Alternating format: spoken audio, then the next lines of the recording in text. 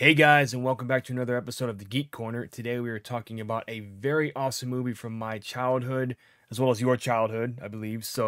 I can't wait to talk about this. It's been a movie I've been wanting to talk about for a long time. So, with that said, my name is Matt. I'm Tessa. All right, let's get into it. So, the movie we're talking about today is Indiana Jones and the Raiders of the Lost Ark, or depending on when you saw it, it was just called Raiders of the Lost Ark because they didn't have the Indiana Jones title on it when it first released. They didn't drop that or put that on until I think Temple of Doom was the first one to actually say Indiana Jones and the blank, blank, blank, whatever. So now when you search for it on like Disney Plus and stuff, it does say Indiana Jones and the Raiders of the Lost Ark. Big deal. No worries there. But this is a movie that's been around for over 40 years. It came out in 1981, and it's not near as popular as its sibling Star Wars, but it is one of Lucasfilm's movies.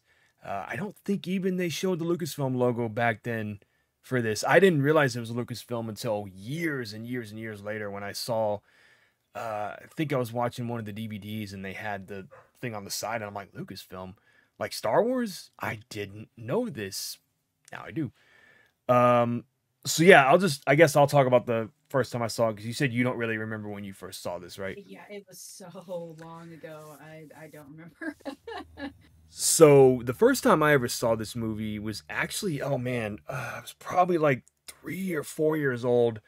Um, it was one of three, 2 or 3 movies I was sat down to watch because I was goofing off and acting up as a little kid, doing little kid stuff, just running around like a maniac.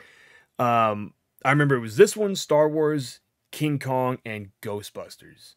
So my mom sat me down one time. I was just being a little terror, and she sat me down and said, "Here, watch this movie, and you know, stop screwing around or whatever."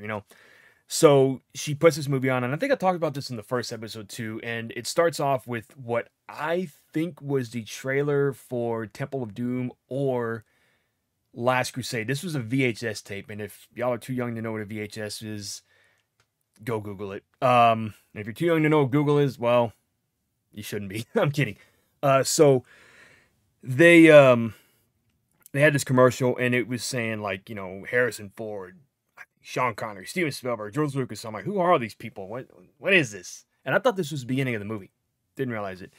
So that's why I said I think it was like a trailer to one of the other movies because this was on the VHS tape, and I remember just sitting there watching it. And when the movie actually started, I was just like in awe. So we'll get into that later, but it's just one of those movies that I kept sitting down and watching day after day after day after day.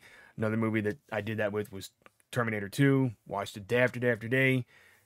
Same thing with Ghostbusters. And there are scenes in all three of those movies that actually scared me when I was a kid. They shouldn't have been scary. Well, Ghostbusters is a different story, but Indiana Jones and Terminator should not have been scaring me. But yeah, this is a movie that, I saw all three of them when I was younger, and I really didn't know the difference between each one. I thought that the second one was the third one, and thought that the third one was the second one.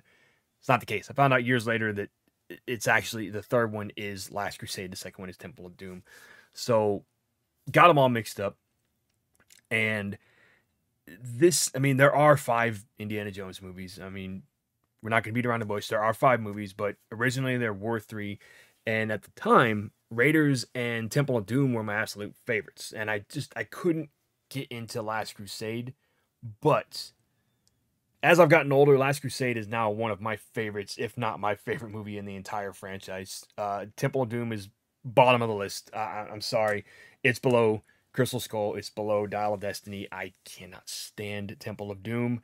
Maybe if I watch it again, my opinion will change. But back then and now, I'm just like, I can't, I can't, I can't, I can't with this movie. But we're talking about Raiders today, and man, we got a lot of fun little facts on this movie. We'll talk about at the end. But anything you want to add to this? I kind of went on my little spiel here. I geeked out a little bit. Sorry about that. So anything you would like to add to the beginning of this? Yeah, I'm right there with you. I hate Temple of Doom. It is the worst. Honestly, I will avoid watching it if I can.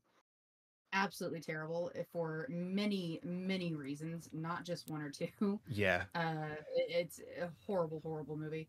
Um, but the fact is that we almost didn't get to watch it as young as we were. We were one scene away from getting an R rating on this movie Oh yeah. and Oh yeah. not being able to watch it until we were much older. Oh So yeah. We're gonna talk about just that too. yeah, just some lovely little footage trickery in one scene made it to And where we got to watch it as kids. that scene in question is the one that used to scare me as a child. Yep. Yep. But I think Temple of Doom actually is because Raiders of the Lost Ark is rated PG. And when I watched it recently, even with my wife, she goes, "What's this movie rated again?" I said PG, and she goes, "What?" No, because there's some dialogue in this movie that I didn't really catch until I was older, and I was like, "Okay." Now, I could be completely wrong on this, but I think that PG-13 didn't exist at this time. Yes, and I think Temple of Doom is one of the reasons that PG-13 became a thing. That's at least what I've read with as far as the history of the MPAA goes, is that Temple of Doom is one of the reasons, if not this one was kind of pushing it, but Temple of Doom is probably one of the reasons that PG-13 was made because of some of the things that happened in that movie. We'll talk about that when we get. Yes, we're gonna have to watch through Temple of Doom, but we're gonna talk about some of the things in that movie that warranted that rating. And it is a rating that that movie did deserve. Yeah, like I said, we'll get into the fun facts at the end of the episode. But for now, I guess you want to get into the plot or the Sure. really not much to say here. I mean, Indiana Jones, he's an archaeologist. He goes through heck trying to find the you know Ark of the Covenant.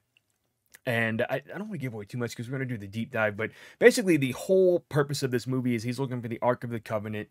And it's just one hit after hit after hit with him. And just so much going on at once. And I mean, each Indiana Jones movie is like that. He's looking for something in order to.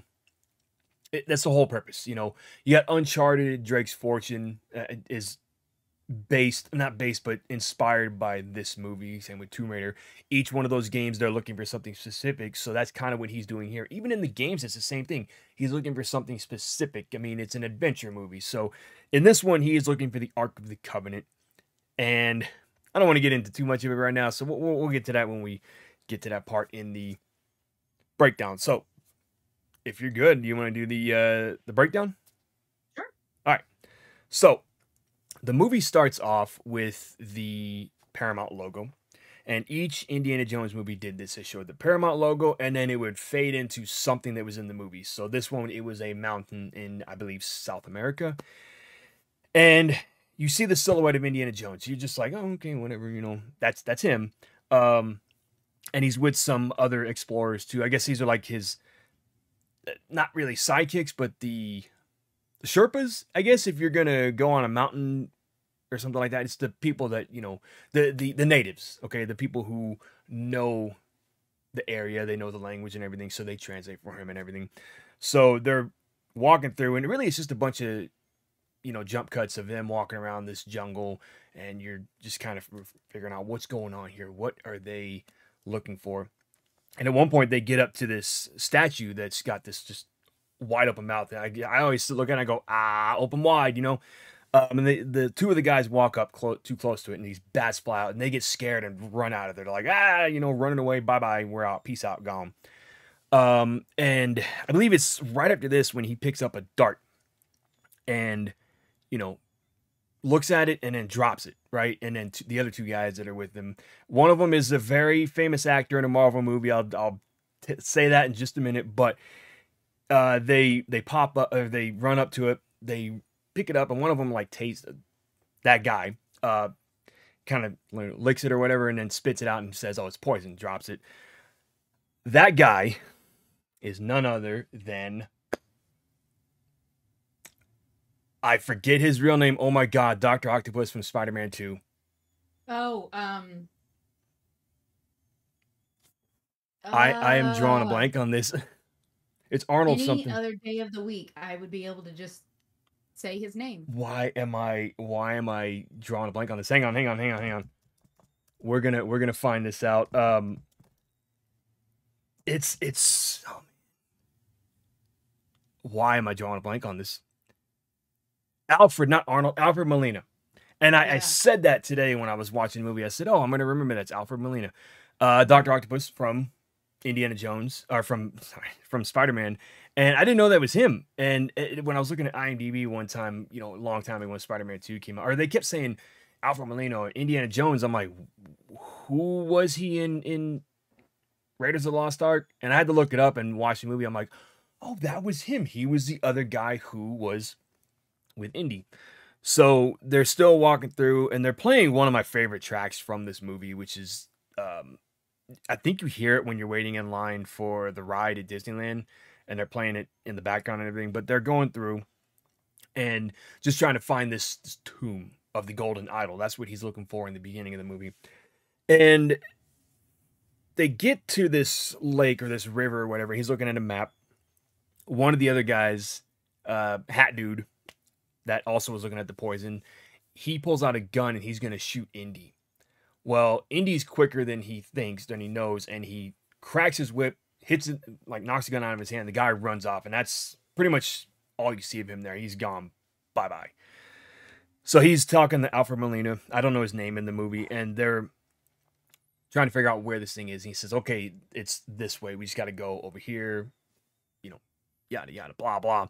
They make it in there. And this is when Indy's, looking around. He says, they see, or so they have to go through a little cave area, a little tunnel.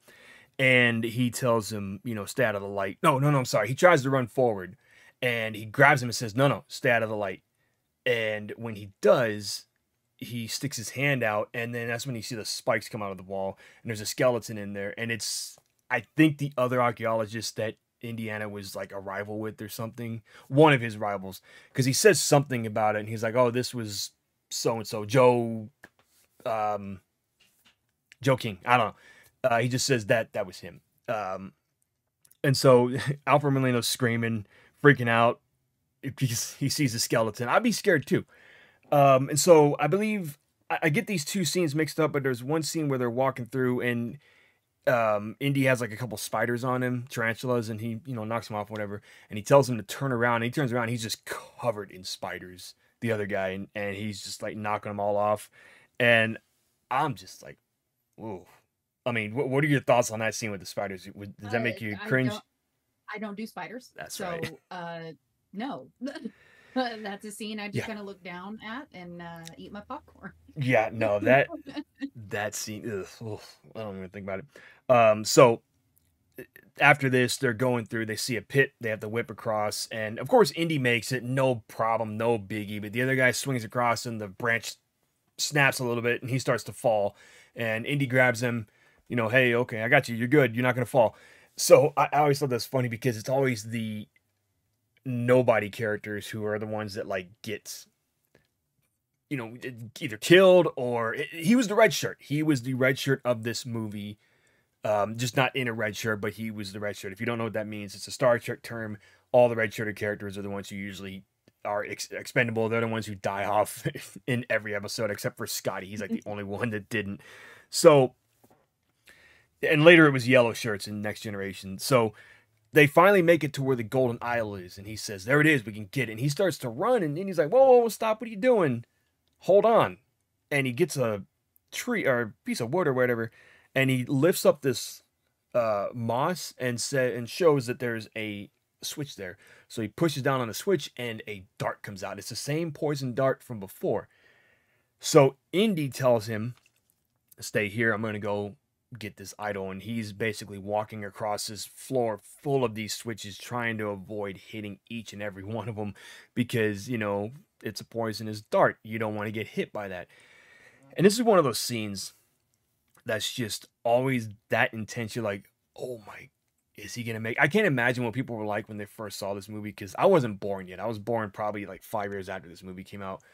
And I'm just like, holy cow, this is insane. He's just going through there. And he finally gets up to the idol. Makes it no problem. This scene's been parodied in so many different things. Simpsons, Family Guy, Family Guy, Family Guy. Family Guy. The reason I say that is because they've done it like 5 different times in a Family Guy episode. Um, and so he sees the idol and he's got a bag of sand. He's like, okay, I got to make sure this is weighted properly and enough to swap the idol for the sandbag. Otherwise, it might not work. He knows that there's some kind of, obviously he knows this place is booby trapped somehow, and one little mistake could cause it to mess things up. So he dumps a little bit of sand, and I've seen a gif of this where it's got a taco up there, and he's doing the thing with his chin, like contemplating how am I going to get this. So he dumps some sand out, saying, "Okay, it's weighted enough. Let me, get the idol real quick." So he's got to swap it real fast because if he goes too long, then it'll know that the idol's not there, and then the switch goes down. So he swaps the idol, drops the sand. Nothing happens. He's okay, good. And he starts to walk away, and that's when the thing drops because it was too heavy and it wasn't light enough. So because it was too heavy, the switch went down, and he's like, "Uh-oh, time to get out of here." And he said, "Screw it," to the to the things, and he's darting out of there, stepping on every single switch you can think of, and all the darts are shooting out left and right. And this is where on the Indiana Jones ride in Disneyland, they have a scene like this where you go through a tunnel, because you've been on that ride, right? Yes. Okay, so when you're going through and there's all these skeletons on the walls and they're puffing like bits of air at you from the left and right, that's what that's supposed to be, is this scene right there. Just all the supposed to be darts flying at you. And every time we go on this ride, if it's me and my dad, we always act stupid, like we're actually getting hit by the darts or whatever, and everybody else who's on the ride is probably looking at us like we're crazy. It's like, hey, look, we're at Disneyland, okay? We're allowed to act like big children. So before we get further into it, what did you think of this scene? Like, was it intense for you when you saw it? Oh yeah, the anxiety was very high. Like just the biting nails, like oh god. And it's that old school game that we played since we were little kids, that not stepping on the imaginary crack in the Or the road, ground is hot lava? yeah, and just pretending like certain parts of the sidewalk or the road isn't safe, or it's going to trigger something. And so being able to watch something like this as such a young kid just helped reinforce that fun, that imagination that we had, and kind of brought it to life on the big screen in a very very fun way.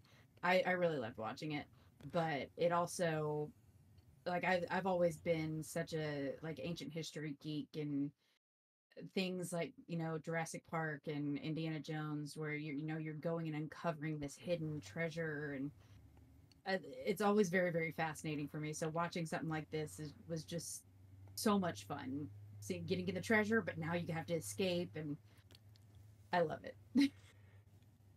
Yeah, so that was, like I said, that was a very intense scene. So they end up getting out of there. Him and Alfred are running away, and I think Alfred Molina's character is already like gone, like you know, hightailing it out of there. So that's right, because he swings across, and the branch falls after this, and so he tells, or the branch doesn't. Not only does it fall a little bit, but the whip also comes off of the branch, and Indy says, throw me the whip. Meanwhile, Indy's got the idol. He says, throw me the whip. And he goes, throw me the idol. He's like, throw me the whip. He's like, give me the idol, I'll give you the whip. We have no time to argue. Throws him the idol, and then he says adios and leaves him. And it's like, wow, what a jerk, man. You could have at least thrown him the whip. So Indy's got to jump across this pit. And this part is just as intense in the Super Nintendo game as it was in this movie, because that ball, well, we haven't gotten there yet, but you're trying to make it out of there, out of the thing, and he jumps across the pit, and he doesn't quite make it. He's still hanging on for dear life. And this is most 80s and 90s movies always did this trope where they would jump across and they just barely make it, and they're hanging on. They got to grab onto, a rope of some kind, and the rope starts falling or ripping or whatever. So he grabs a vine, and little does he know, the vine, he pulls it, and it starts coming out of the ground. And he's like, oh, I got to go up and pull even more, just get up there. And so he manages to get up, and he manages to get across. Well, when he finally makes it, he sees that the doorway is closing, and he goes under there real quick. And Indiana Jones movies did this, at least in the first two, where he forgot something and he's got to stick his hand back under real quick to grab it. So it's either his hat or his whip. Got under the doorway, grabbed the whip, and when he pulls it, you hear the crack of the whip. So he stands up and sees, ooh, I made it. And as soon as he turns around, there's old homeboy, Mr. Alfred Molina, who ran through the light and got stabbed by the spikes in the wall. And he says something to him, I believe in, I don't think it was Spanish. He said something to him, and he just basically said, oh, it was something like, sorry. So he should have listened, and that's what he gets for not throwing the whip and telling him adios and just leaving him there to die. That's what he gets. Shouldn't have listened. We should have known that this character right here, that he was going to be a bad guy when he showed up in Spider-Man 2. But everybody who knows Spider-Man knows Dr. Octopus is not a good guy. Or he started as a good guy and turned bad. So it's at this point when he's walking through, or he starts moving a little bit, and you hear that, you get that camera shot of him turning around and the ball coming towards him. And this part kind of scared me when I was a kid, because I always thought he was going to get crushed by the ball. And so he sees the boulder. I call it a ball, but it's a boulder. It's just shaped like a giant bowling ball. And that might have been what they used too, was a bowling ball. But it starts coming down, and he's running from it, and he, jumps out of the way to avoid it. Jumps, I think, through a hole or something and falls into this area where all the natives are. And they're all pointing their spears at him. Their blow darts at him. They're ready to attack. And this is when we meet Belloc. Belloc. This guy. What are your thoughts on Belloc? Words that I'm not supposed to say on YouTube. Yeah. Yeah. Yeah. Basically, long and short of it. So Belloc is another one of his rivals. It's implied that he's taken stuff from him. This might be the first time he actually takes something from Indy. He takes the idol from him and gives it to the natives, and Indy says, "You're lucky that they don't know you like I do." And he goes, "It would, yeah, but if only you spoke the language, they would know. You could have warned them." And he shows, he holds the idol up and shows them and says, something. I'm assuming he says, we got it or whatever. Indy takes his chance to run away and escape. I would have too. If I had guys with poison darts pointing at me, I would have run away too. He runs away, and Belloc does this weird whistle thing, and they all start chasing after Indy.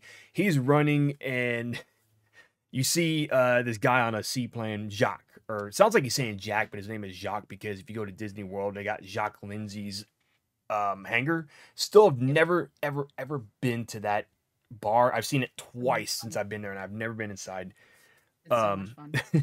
So you see him sitting on the plane, and Indy's running through this field, and all the natives are running after him too. And keep in mind, it's 1981. None of them have any pants on. Okay, so all you see is bare, backside. Not the backside of water either. No, not that eighth wonder of the world, or ninth wonder of the world. So he's running away, and he's yelling out, "Jacques, start the plane, start the plane, start the plane, start the plane." Jacques started, and he's trying to catch a fish. He's like, "Oh, screw this," throws the reel, and he starts the plane up, and Indy jumps and grabs onto this vine that's hanging from a tree, swings, falls into the water. He starts swimming. They parodied this on Family Guy also. I remember the same exact shot for shot, word for word. Simpsons did it with Bart stealing Homer's coin change, stealing his coins, his Homer's change. And Homer's supposed to be not only the ball, because he's falling down the stairs after Bart, but he's also one of the natives. And it even says on the Simpsons episode, when he starts shouting out just random gibberish, it says random gibberish. So he's trying to get away from him. And once he's in the water, this is when they start throwing their spears, shooting their darts at him, all that other stuff. And he's just swimming ever so slowly to this plane. He finally gets on. They take off, and that's the end of the natives. We never see them again. So they fly away, and Indy's in the back. And this is when he looks down and freaks out, and he tells Jacques, I think he's in the front. He's in the front because he's looking back at him. And he says there's a dead snake in the plane. And he's like, "That's just my pet snake, Reggie." And he's like, "I hate snakes. I hate them." and you're just like, oh, okay, he doesn't like snakes. I mean, cool. You find out later why he doesn't like snakes. It's not in this movie, but you do find out later why he does not like snakes. And it's kind of foreshadowing when they talk about it in that movie. Um, I mean, should we say why, or should we just wait till we? No, let's wait till we get to that movie and talk about it. So they fly off, and um, before we move on, what did you think of this whole scene of him getting chased by them and everything? Was it as intense as uh the earlier scene where he's trying to avoid the darts and everything? So this whole area just, and it could be the proximity to when I first really started watching this movie and like consciously understanding what was going on in the movie, and then how close that was to the time where I visited Disney World for the first time Right. and went to Hollywood Studios and saw the Indiana Jones stunt Mm-hmm. show there. But every time I'm watching this scene, I always have like flashbacks where I guess my brain kind of inserts scenes Mm-hmm. from the stunt spectacular in Hollywood Studios into this part of the movie. And like I see the stunt actor like right in front of me running and then disappearing behind rocks, and then you think he's dead, but then he pops up, and then I'm like, Right. just I think that's kind of what scared me too. Was I thought he was dead. I was like, oh my god, he just got crushed by this ball, and he didn't. Real quick about the stunt show, I did want to say there was one time, and it's still a Lucasfilm, but there was a time when they were transitioning everything from when they closed right after Disney bought Star Wars, and when maybe not. I think it's when they were closing Star Tours and rebranding it, like redoing it and everything. There was one night only where they had uh Indiana Jones and the golden lightsaber. Instead of the golden idol, it's a lightsaber, and at the end of the show, he fights Darth Vader. I'm like, that would have been cool to see, but it was a one night only thing. So, I um, had no idea about that. I've got to yeah, find a I, video I saw it somewhere. as That's awesome. yeah, I saw it as a YouTube short, and I was like, oh, that is cool. I wish I had known that. Well, I mean, not like we were going to be able to go and see it anyways. Right. This is back in like 2010. So, after the plane goes away, they transition to the school where Indiana Jones, he is a professor. He's a teacher of archaeology, and he's teaching his class and everything and talking to the students. You get the students who are like falling asleep or whatever. You get the one girl who's got the on her eyelids, she's got love you, and he's talking. He kind of stops, like looks at her like, what? And she closes her eyes again. He's like, oh, okay.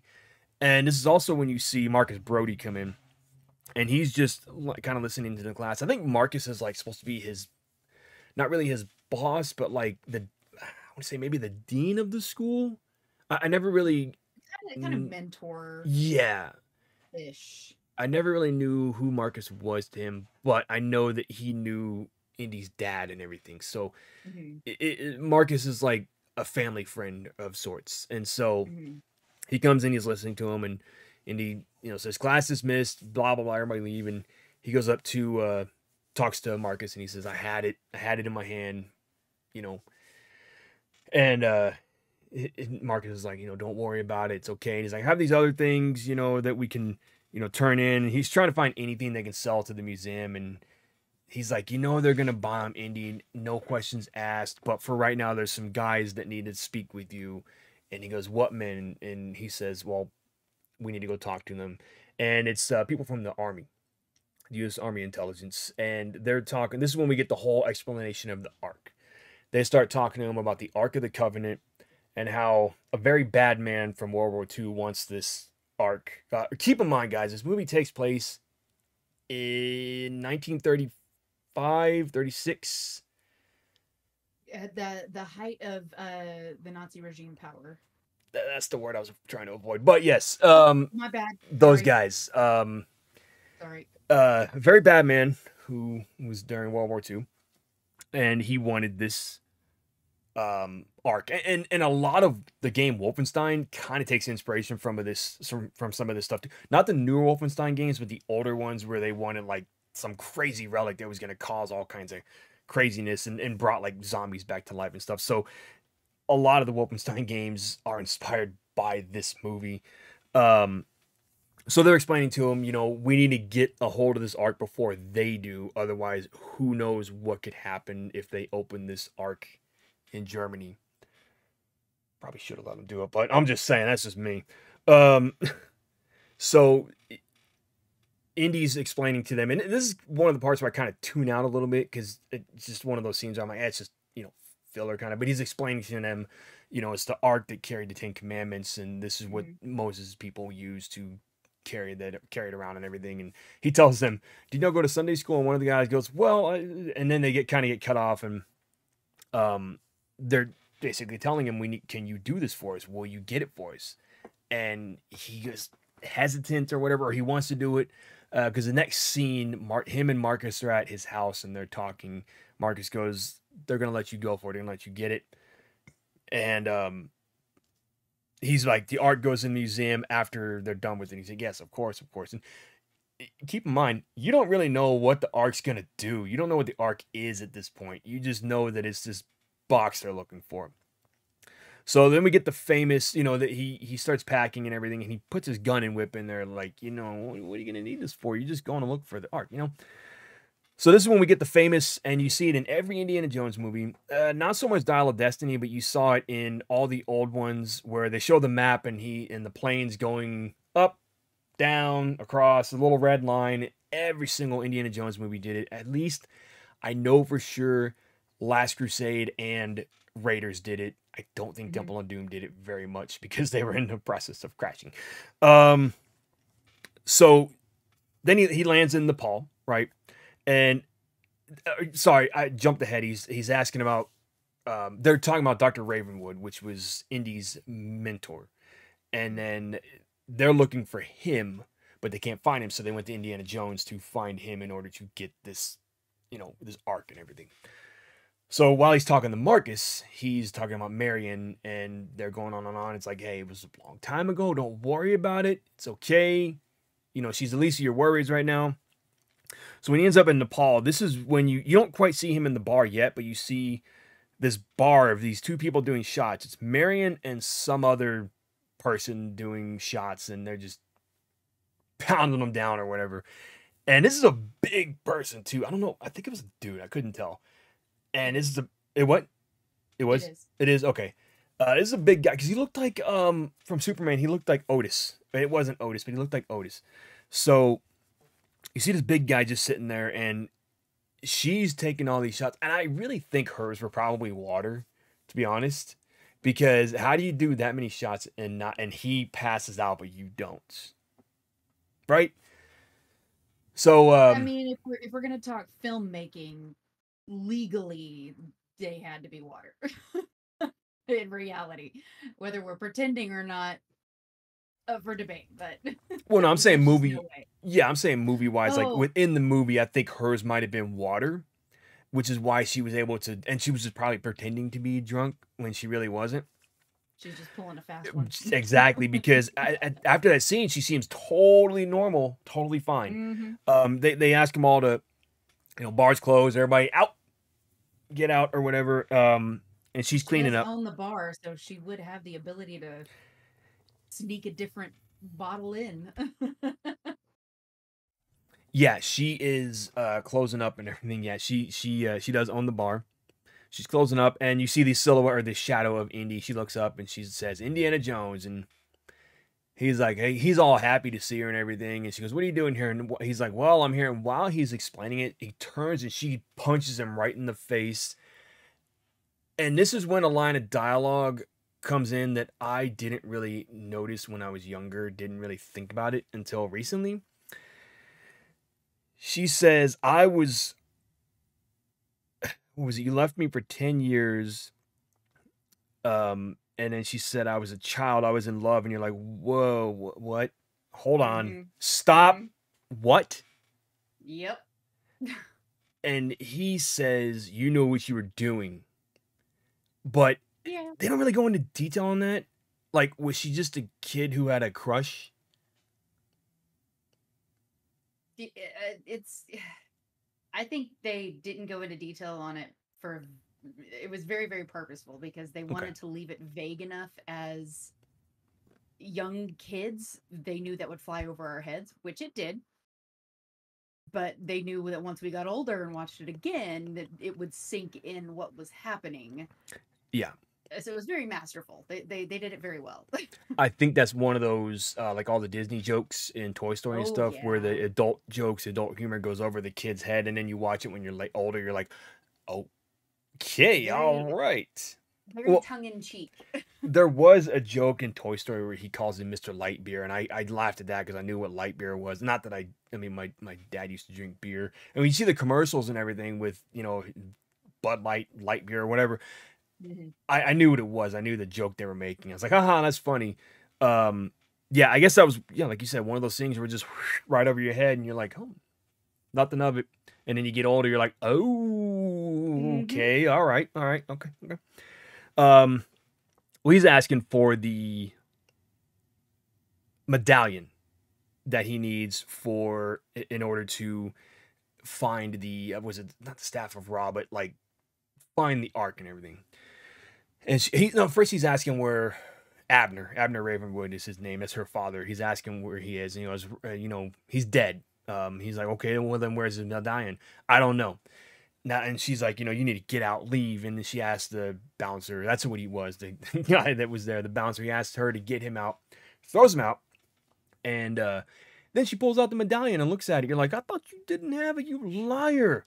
Pull another fast one on Indy, like you did with the other guy. So she's looking at it, and the door opens again, and she puts it away real quick. And then this is when I don't know the guy's name, but glasses dude with the hat. Tot, uh, Toth or Tot Ah, is you're right. Uh, Toht. yes, it's Toth or Toff or something like that. We're just gonna say Topher. He comes in. He says, "Hello, Fraulein." Your typical German bad guy in these movies. Instant German Instant associate. German accent. Yes, he's asking her for the same thing. Where's the medallion? And he goes, you may not have given your friend Dr. Jones the medallion, but I assure you we can persuade you to give us a medallion. And she's like, not gonna happen. Um, and so she's basically saying, no, not gonna happen, not gonna happen, blah blah blah blah blah. And he's talking about how he can persuade her, and so they grab a fire poker from the fire, and they're gonna, point it at her. And this is when Indy comes back in and whips the fire poker out of his hand, and uh, they get into a big old gunfight. But real quick, what are your thoughts on this guy when you first saw him? You probably knew he was up to no good, right? It, I mean, warranted or not. I mean, your opinions are valid no matter what you believe. But one thing we can't really ignore is the stigma of Germans and relating to World War II and all that kind of stuff. Yeah. Very much carried into movie villainhood Mm-hmm. well into 80s and Yeah. 90s. I mean, so even as kids, the second that we hear a German accent, it's 9 times out of 10 gonna end up being the bad guy. So I mean, they did a Die really good Hard. job. Die Hard. Exactly, exactly. I mean, just case in point that was the trope that just existed, especially in American culture, for a long, long, long time. I think, luckily, over the last 10, 20 years, we have been able to finally sort of shake that. But when Indiana Jones was being made, that was definitely still the stigma with anybody with a German accent. So if you're gonna do it all the way. And I mean, they had a full thick German accent. Well, think of all the World War II like TV shows they made, and like the World War II movies they made. Like Dirty Dozen one of them? I honestly don't know. Well, I know there was a lot of those World War II TV shows. Like there was a show called Combat that my dad used to watch, and it was set during Mhm. World War II. Um, like you said, a lot of that the bad guys were, if they were German, they were 90% of the time a bad guy. So yeah, we can't look past that and ignore that, but that is very true. Um, so this dude walks in, and you're straight up, you're a bad guy. Um, Absolutely. so they get into this big gunfight, and I love this scene because they're just like going all at it, shooting at each other left and right. And home dude Topher jumps out of the way and hides. Well, no, I'm sorry. I think they get into a fist fight first, and they start breaking Hmm. chairs and everything. Typical bar fight, and Hmm. they're fighting. And I just remember one guy has Indy in like a chokehold, and this is when he goes shoot them, and Indy looks over and he goes shoot them both, and the other guy's like, "What?" And Hmm. so Indy manages to shoot the guy that was gonna kill them, and they're flying around, throwing punches, doing all this and that, breaking chairs, basically like a WWE event. And so he ends up over the bar, and Marion's on the other side, and he asks her for, he says whiskey, and she gives him a whiskey, and he just cracks it over the dude's head. And she dropped the medallion at some point because Topher sees it and goes to grab idiots. The place is on fire, my guy, and you're grabbing something that is metallic.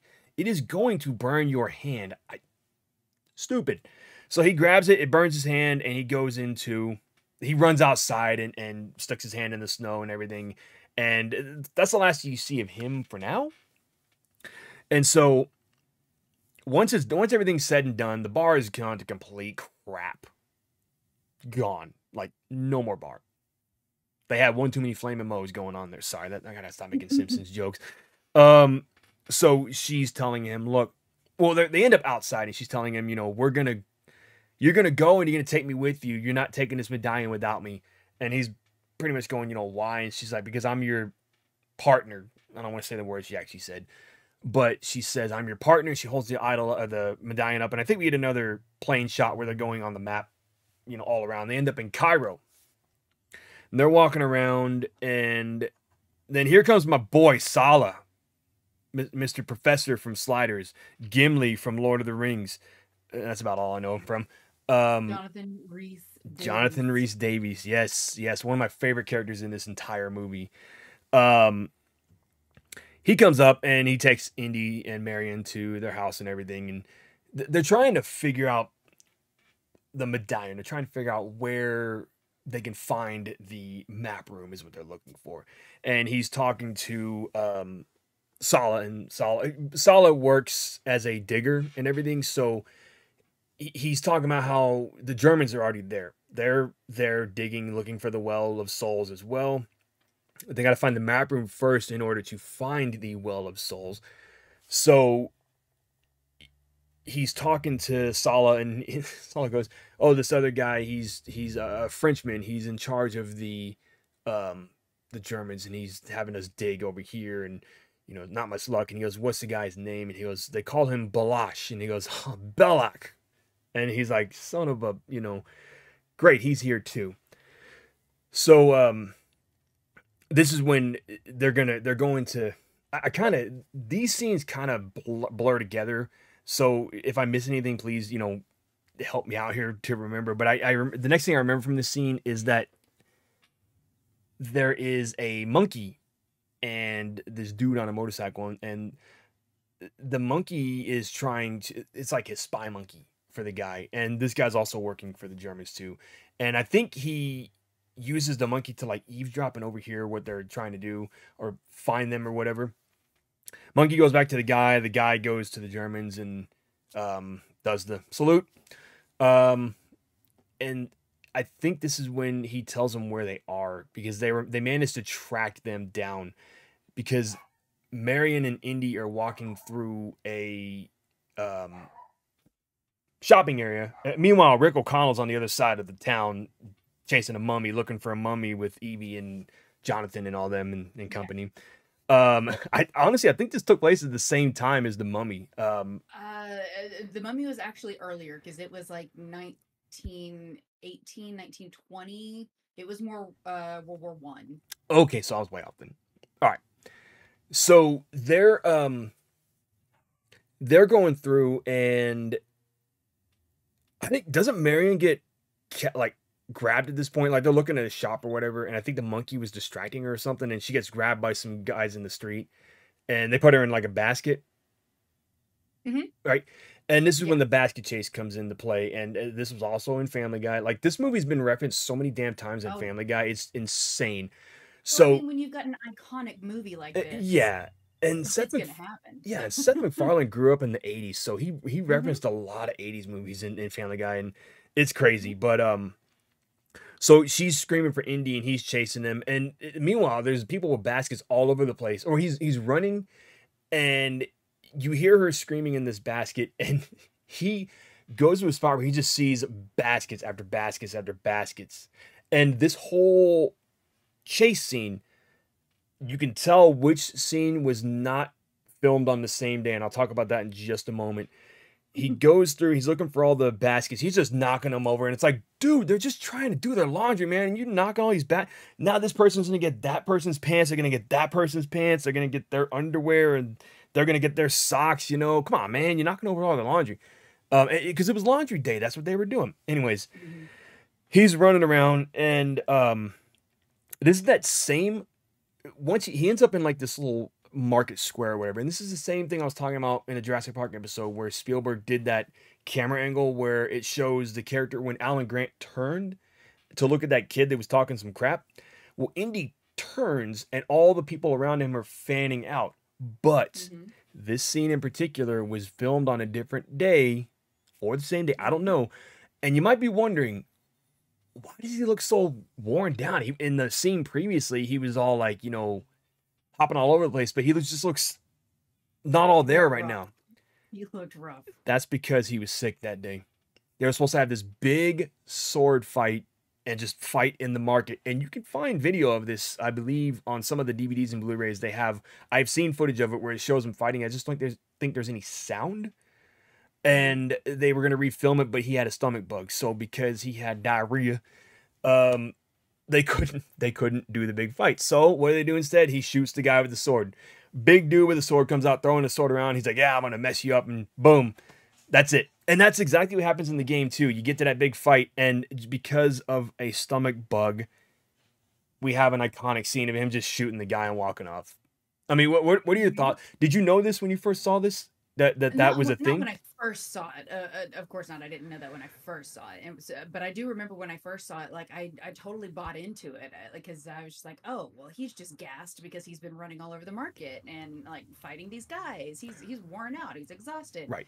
But after I found out this little piece of trivia, oh, I want to say like 15 years ago, watching it again, you can never see it the same Mm-hmm. because it just makes so much sense when you know what's really going Yep. on, and then you watch this scene because just like he's hunched over, he can't even stand up straight, and like his face is just, oh, he's hurting, he's in Yeah. so much pain. Yeah. And I realized, I also found out that it wasn't just him, like Mm-hmm. a lot of the crew got food poisoning Yep. because of that. And like everybody, and they actually still went ahead and shot the scene the way they had planned, tried it several different takes, and it Maybe never that's what worked it out. was. Maybe that's what it Yeah. was that I Yeah, saw. they tried it several different times and it just never worked Mm-hmm. out. And finally Harrison just got, fed up with it because poor guy is just, he feels like dog crap.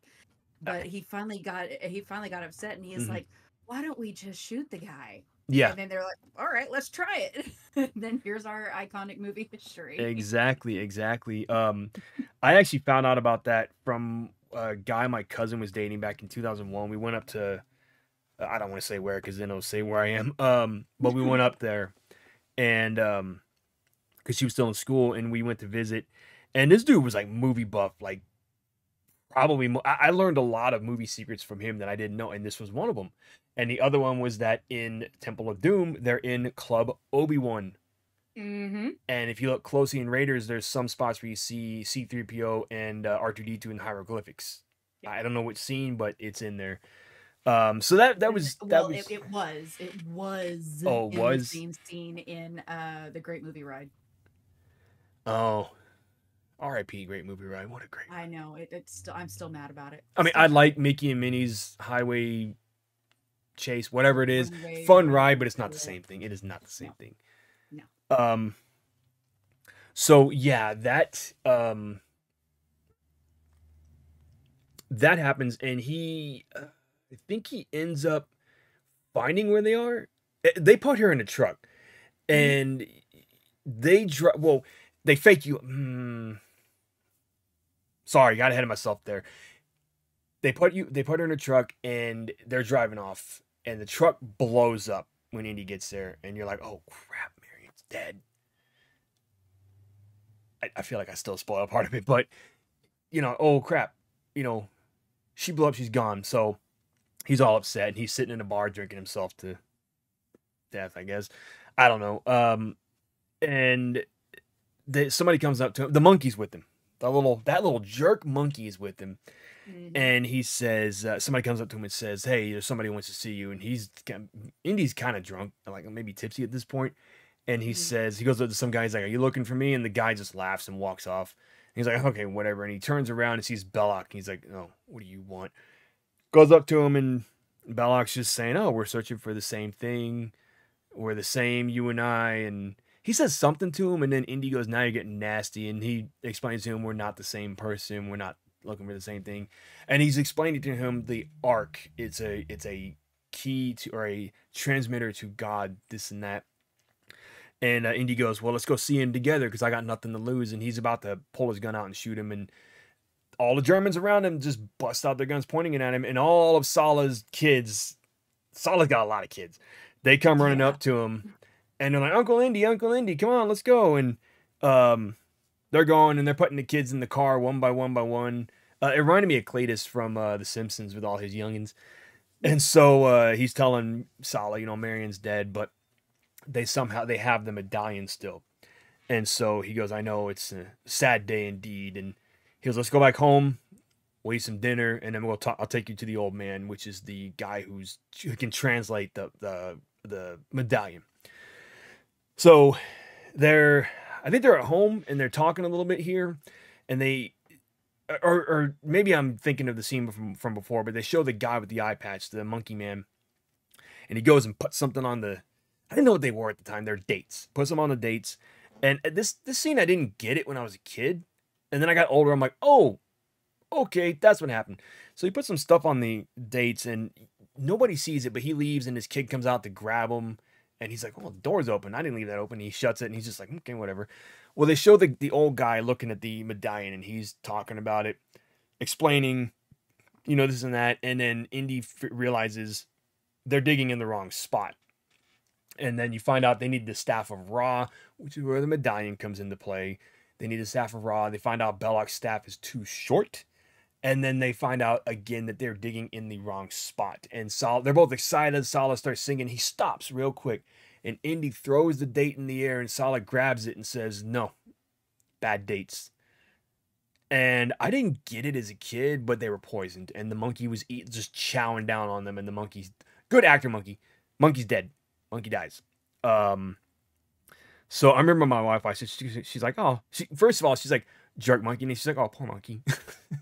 I'm like, Hmm. yeah. So I think they were trying to poison them so that so they would kill them. Basically, they wouldn't be able to find anything. So I think this is a scene after this where they show Indy and Salah or Indy in disguise. Salah's basically dressed how he would be when he was there. Indy's wearing the garb of them. I say it's the assassin's outfit from Assassin's Creed. And so they figure out where the map room is, and there's this hole in the ground. So he goes down there. Indy drops down, and Salah's keeping an eye out. And again, this scene's parodied in Family Guy because Peter's looking for his little black book, and he goes up in the attic and does the same thing with the staff. He's like, "Oh, there it is." So it needs sunlight in order to find where the map room is, because it's like a magnifying glass of sorts. You put it at the top of the staff, and the sun beams through the jewel in the middle and points to where the map or the Well of Souls is, because he's in the map room right now.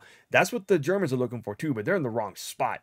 They're across the way, and map room's right here. So he finds out where the Well of Souls is. Again, they're still digging in the wrong spot. Actually, I don't think they knew they had to go to the map room, did they? Not Indy, but the Mm-mm. Germans. Mm-mm. They're just I digging. don't think they did. Okay. Yeah. So he finds out where it is, and two of the Germans come up to Salah and are like, "What are you doing?" And they get him away, and I think he drops the rope, or no, they pull it up, and Indy's like, yelling Salah, and so they drop the flag. That flag. Hmm. Um, and Indy's looking at it like, what the heck? And so he gets up, and I always thought they caught him at this point, but they didn't. And so I think Salah had to improvise. He had to find something and drop that down there.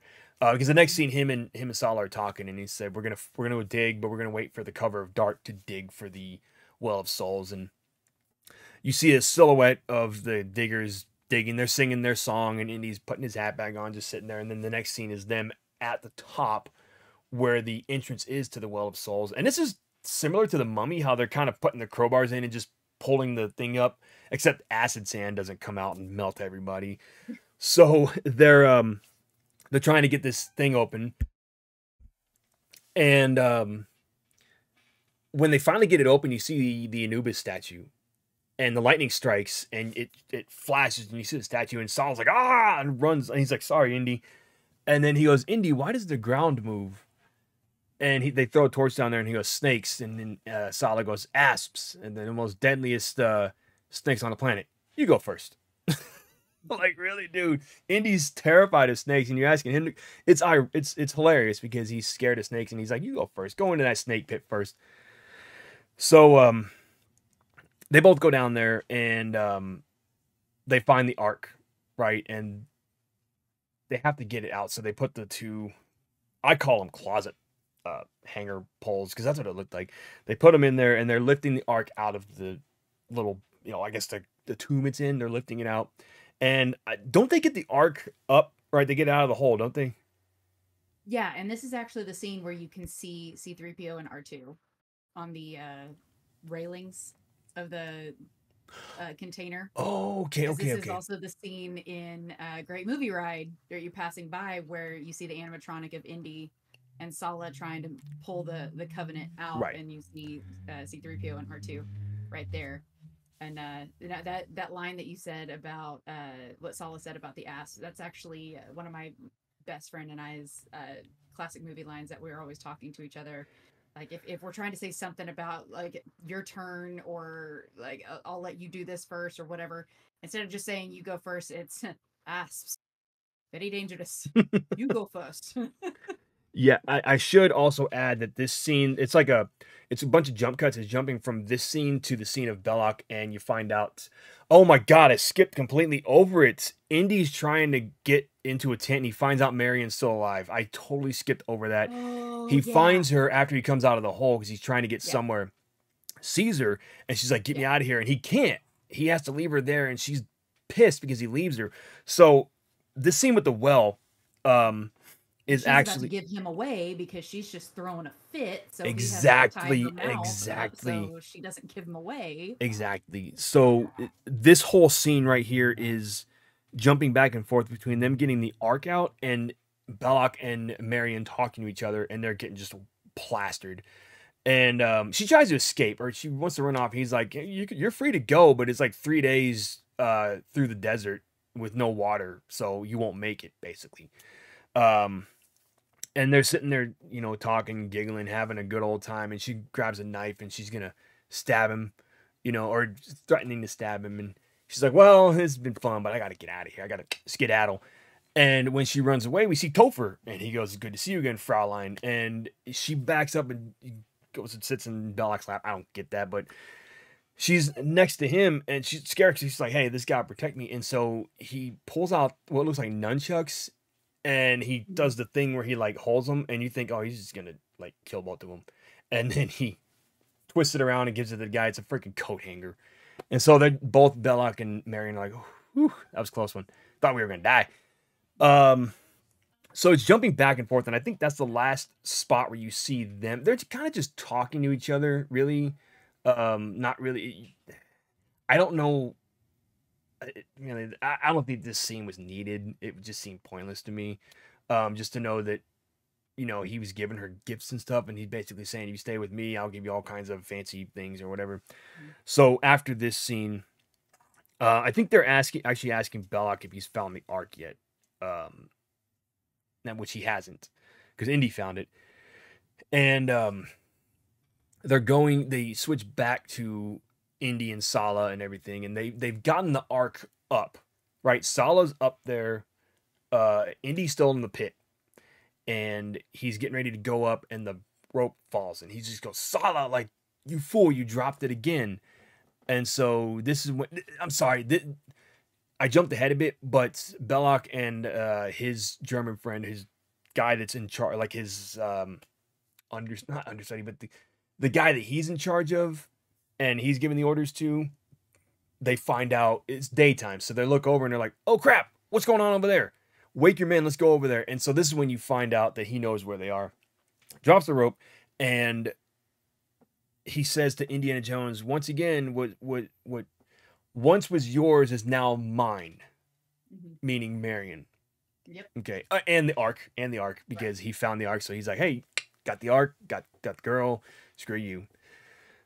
And so he's telling him, we're gonna go ahead and leave you in there. Don't worry, you won't be alone. And they throw Marion in there. He's like, "What are you doing? The girl was mine." And they're like, "We don't need her, Toss her in there." And so she falls on the Anubis statue, and she's just kind of hanging there. And Indy's like, "Hang on, Marion, I'll get you." And her shoe falls, and I always get confused with Batman 89 because I've always thought that they did like the same scene where Kim Basinger's character loses her shoe or something. I was a kid. Movies back then, they all kind of looked the same to me.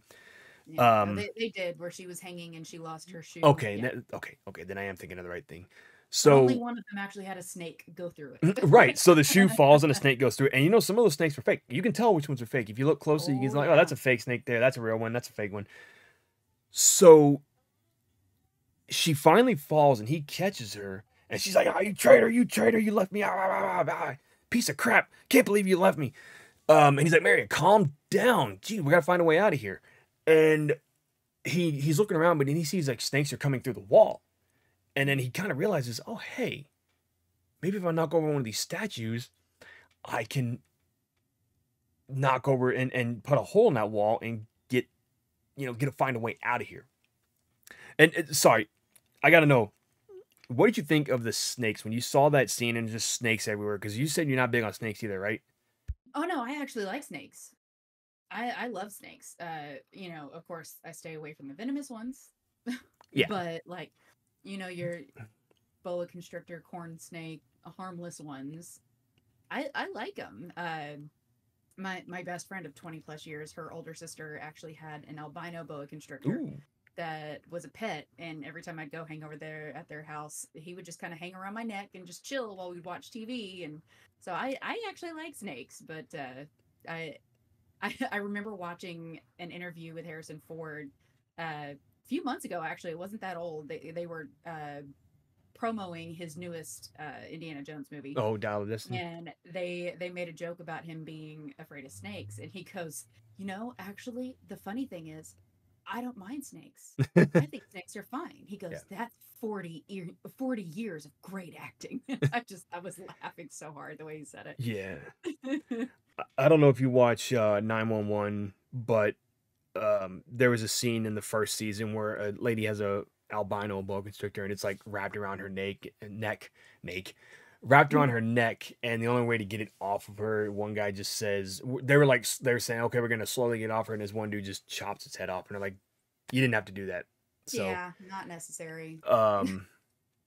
So he's trying to find a way, and he tells Marion, hold the torch and throw it at anything that moves. Basically burn anything that moves. Throw it at the snakes to keep them away, because apparently snakes don't like fire. And she sees his whip and hits him with the torch. She's like, "What are you doing?" She goes, "You said, swing it at anything that moves." He's like, "That's my whip, pretty much. What are you doing?" So what he's doing is he's climbing the Anubis statue. He's trying to find a way up there so that he can knock it over. This is very, very reminiscent of Mummy Returns. They did something similar, except that movie came out like 20... Yep. Man, 20 years later? Yeah. 81, 2001. Yeah. And so he's getting up there, and she's basically telling, and Marion kind of annoyed me in this scene because she just kept screaming and wailing. Not as much as Willie. Willie annoys my soul. Oh, we're not going to talk about that right now. I don't even want to get it. I don't even want to think about that movie. But we're going to have to cover it. So I never understood what she was saying because she just kind of wailed and she's like, Indy, the torch is going out. But the way she said it, she just sounds like she's whining. And as I was watching it today, because I was watching this movie today, at the day of recording, I was watching it again just to have it fresh in my head. I realized she said, Indy, the torch is going out, and she's looking at it, and the torch is actually burning, like flames going out. Done. You guys, you got to find another source of. My question, really quick, is how was there light in there if they covered up the hole? Yeah, that's Movie where that magic. movie How is there magic. light in there? Like you would think they put torches elsewhere in the. Maybe that's what it was. Maybe that's what it was. They put torches elsewhere in the Well of Souls. Even in the game, there's spots where it just gets completely dark, and you're like, "Oh crap! I can't see a dang thing here." Mm-hmm. Um, so he's still climbing, and he kicks the Anubis statue over. Of course, it falls and hits the wall, cracks a big old hole in the wall. They manage to get out, and it's still daytime. I used to think it was nighttime and that they were in there all night. And I then did too. when I watch it later, I'm like, oh, it was just daytime. That silly me. Tricks are for kids. No. Um, and so they find this little crack in the wall, push and break out. They get out, and yeah, I think he tells her to stay put. And what was he going to try and steal the plane, right? Yep. So he goes over to the plane again. Parried in a Family Guy with the chicken fight. That chicken fight was actually funny because they ended up in Back to the Future also. Um, so he's going up to the plane, and the mechanic sees him. They get into this fight, and they're just punching each other, this and that. And Marion gets into the plane. I think he tells her to get in the plane, right? Yes. Okay. Yeah. But it locks, and she can't get out. And they're fighting. Then a big German dude comes out. Looks like Jesse the Body Ventura, kind of. He comes out, and he's like, hey, my buddy's getting beat up over there. I'm going to take care of this. And Indy's fighting with the mechanic still, and the other guy goes, takes his shirt off and everything, like, hey, I'm gonna fight. He looked like Muscle Man. I don't know. And he's yelling at him in German. Indy turns around, he's like, oh crap. Well, let's get this out of the way. And he's going to fight the dude, and the dude's just wailing on him, knocking him back and forth, just kicking the crap out of Indy. And they managed to knock one of the blocks loose that's holding the plane, because the plane's already like going. The propellers are spinning and everything's already going. Mm-hmm. They knock one of the plane's things loose, and the plane is just going in a circle.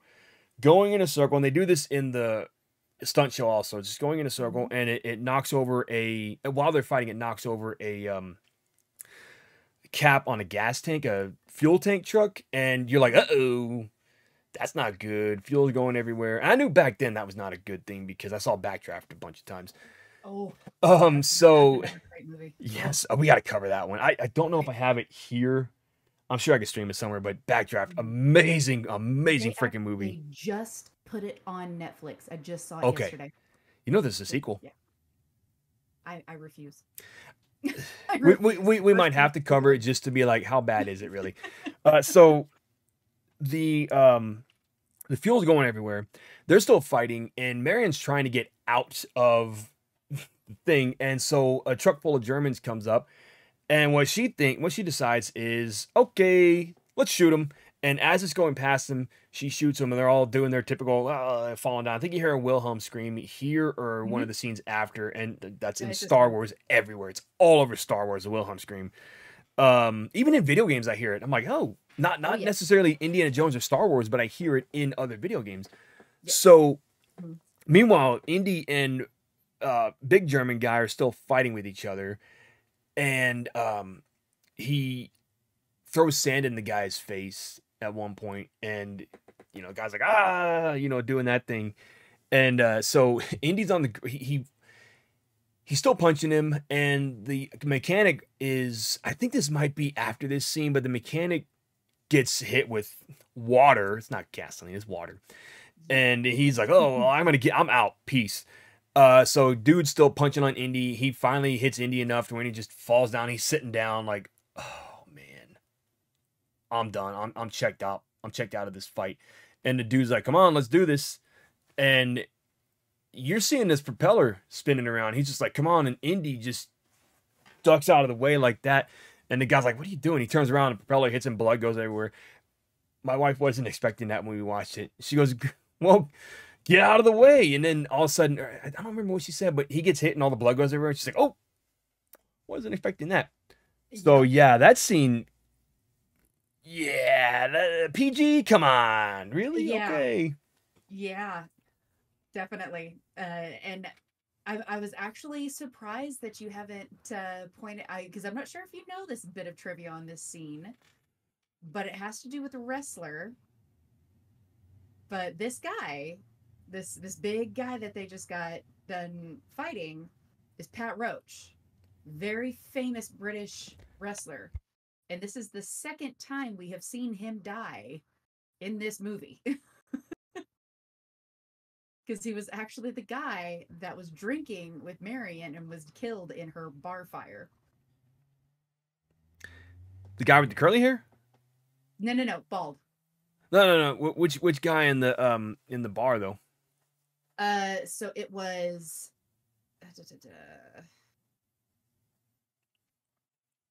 so the only way I can really describe it, like giant Sherpa. He was left in the bar and while it was on fire.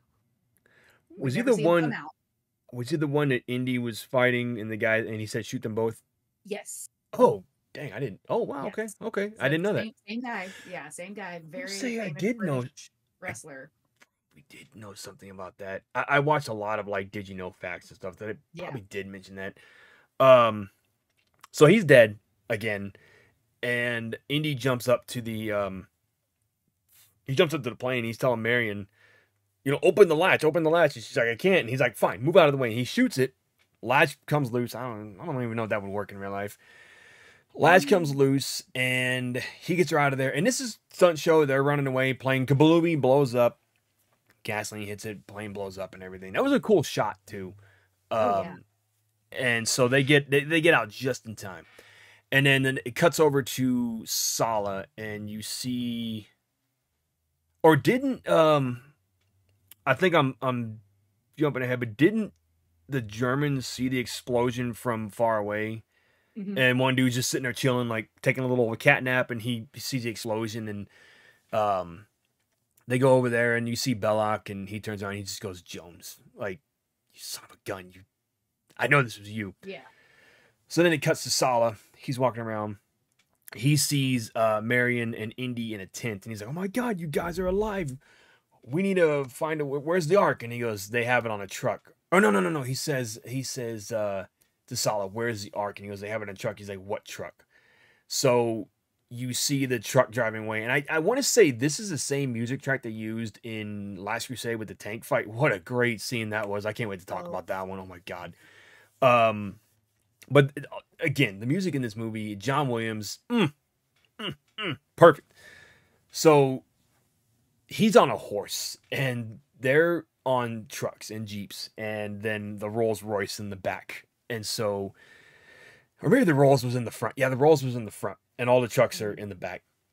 And mhm. he's on the horse and he gets just above the truck that's got the arc, jumps on the top of it because he doesn't get in any of the jeeps, but he jumps on the truck that's got the arc and he's climbing over it. None of these guys know that he's on there, I don't think, right? Not at first, no. Right. Okay. I thought so. I was like, did they not know he was on there? Because they're still in the back, but he ends up jumping through the. He punches, I think, the passenger, and then kicks the Hmm. driver out. And there's guys just falling out of this car, falling off cliffs all over the place, just left and right, falling. And is where you get the Wilhelm scream, not once, not twice, but multiple times.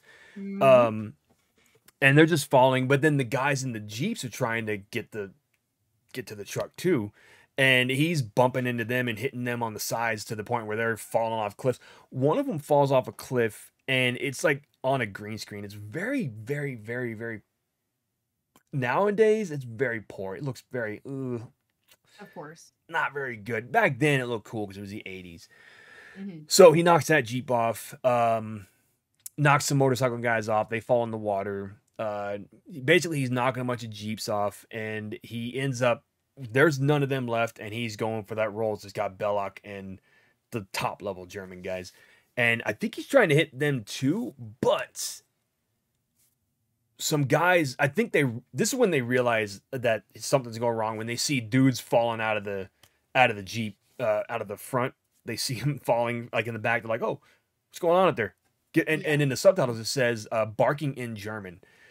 Um, go back there, and so they're on both sides. They're climbing up one side on the left side, the driver's side, and the passenger side. And Indy's driving. He looks over, and then he sees them on that side, and he sees them on that side, and he just goes, "Ew."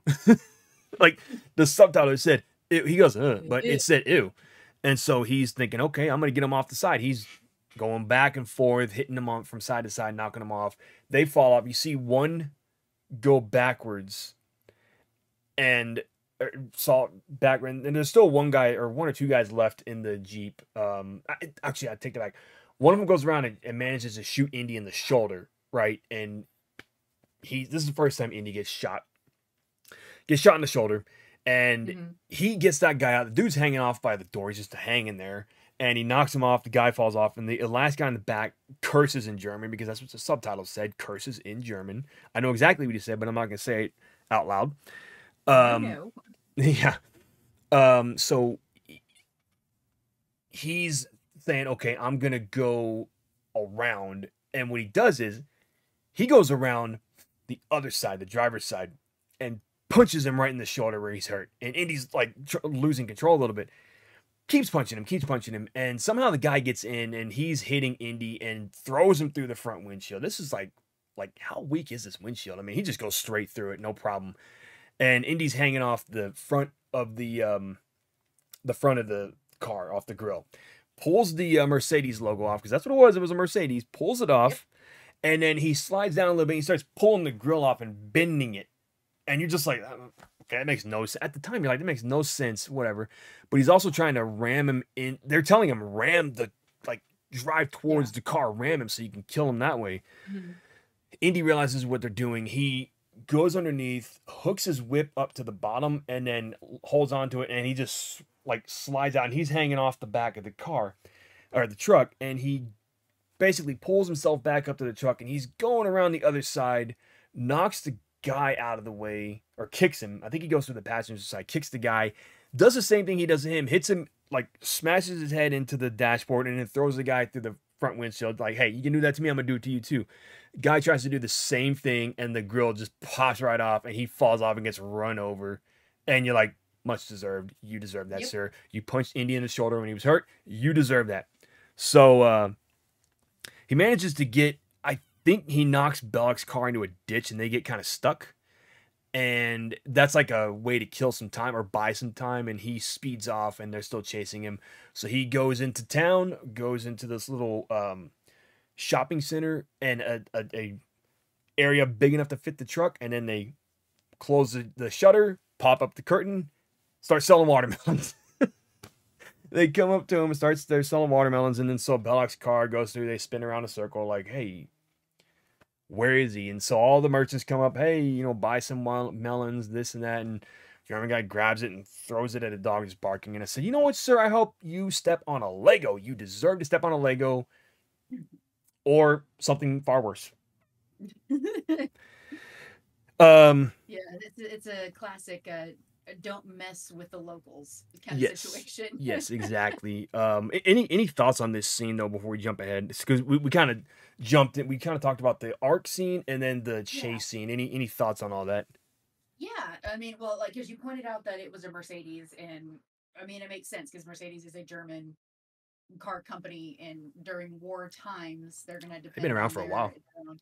And because I mean, that's what the Americans did. That's why the Americans, any World War II era movie that you watch with American military, it's Jeeps Mm-hmm.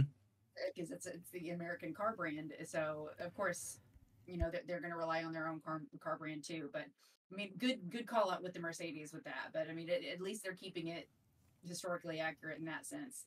Um, with the whole punching Indy in the shoulder after he gets shot, I always feel that Mm-hmm. like just because I've been so accident prone my entire life.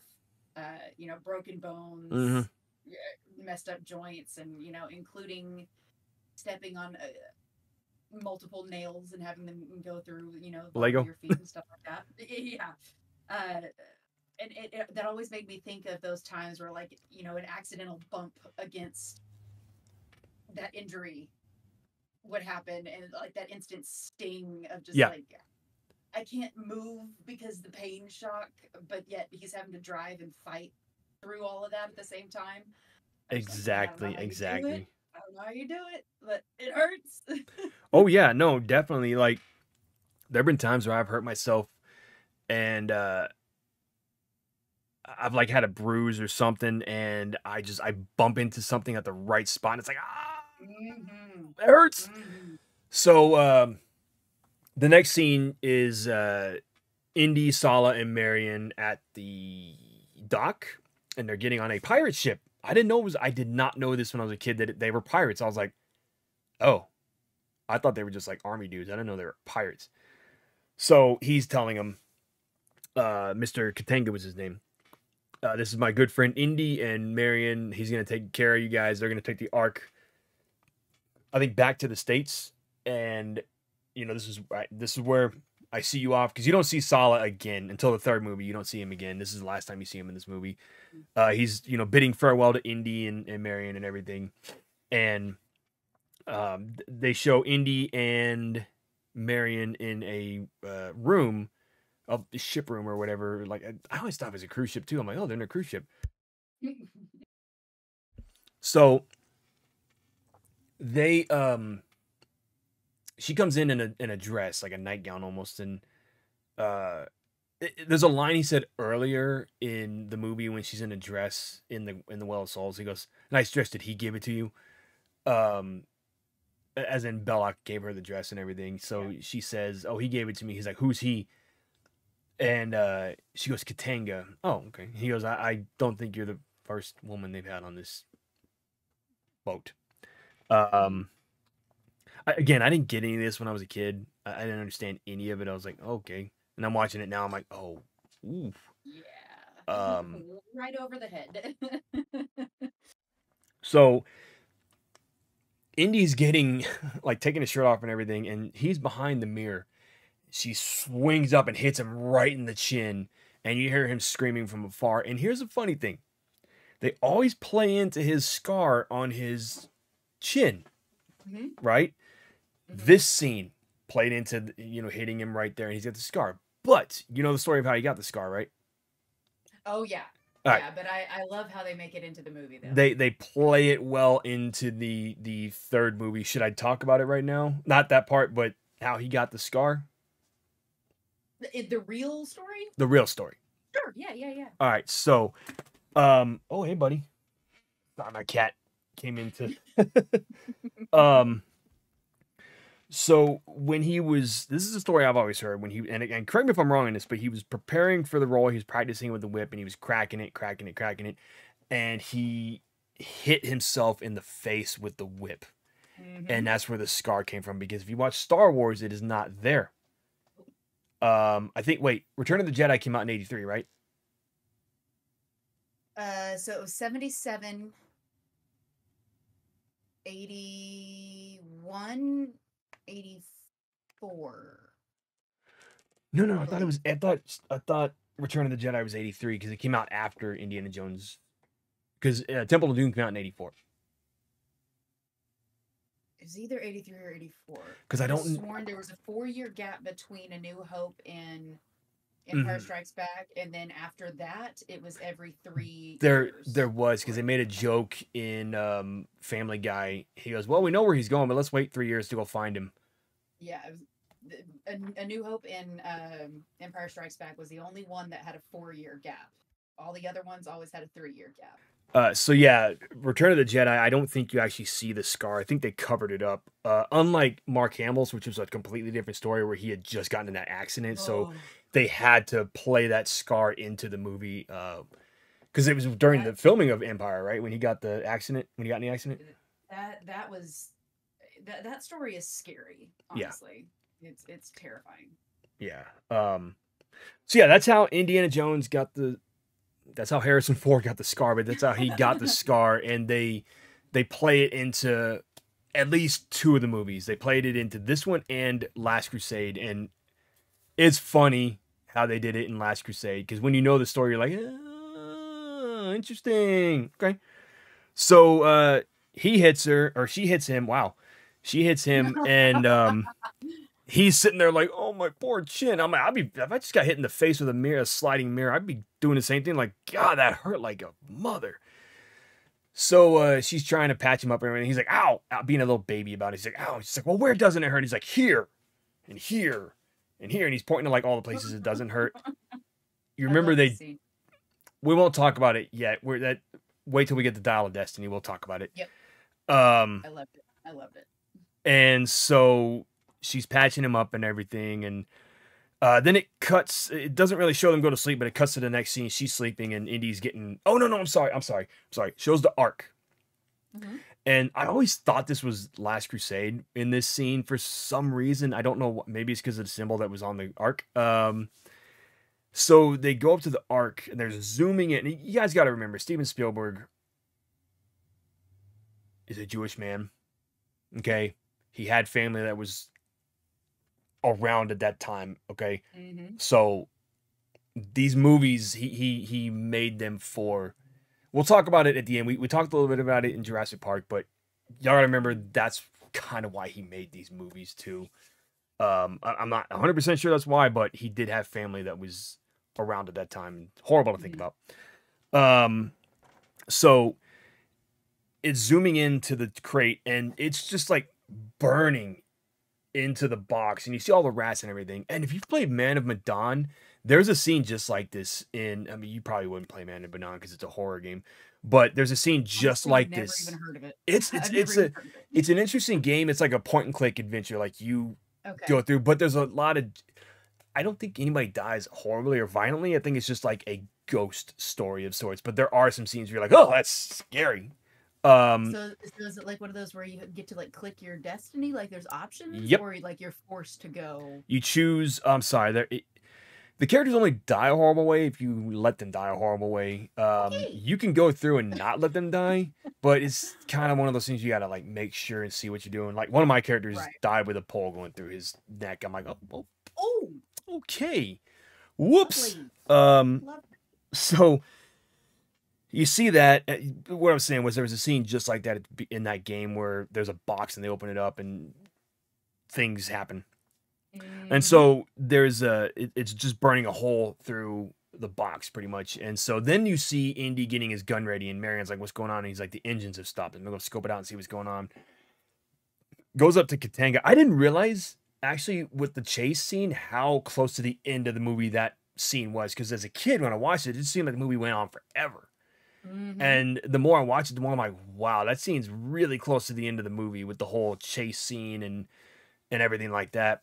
Right. And these scenes, he goes up and Katanga's like, oh, there's some friends of yours over there looking for you. And you see the Germans, they're on their U-boat, Dr. Jones, this and that, give us the Ark and we'll give you the whip. No, I'm kidding. And so they're about to, and he tells Indy where he can hide and everything. And he's hiding in I don't know what they're called. I think it's like a steam engine or something. He's hiding in those things. I might have even been the horn, the boat horn. But he's hiding in it, and he's looking up, and there's a German right in front of him. And he's just kind of peeking ever so slowly, looking up, like they won't see me. And he's listening to them talk, And I think isn't Belloc in the boat too, or is it just the Germans? I believe so. I believe so. Yes, that's right. Because he says they say we want to keep the girl, because it gets very lonely.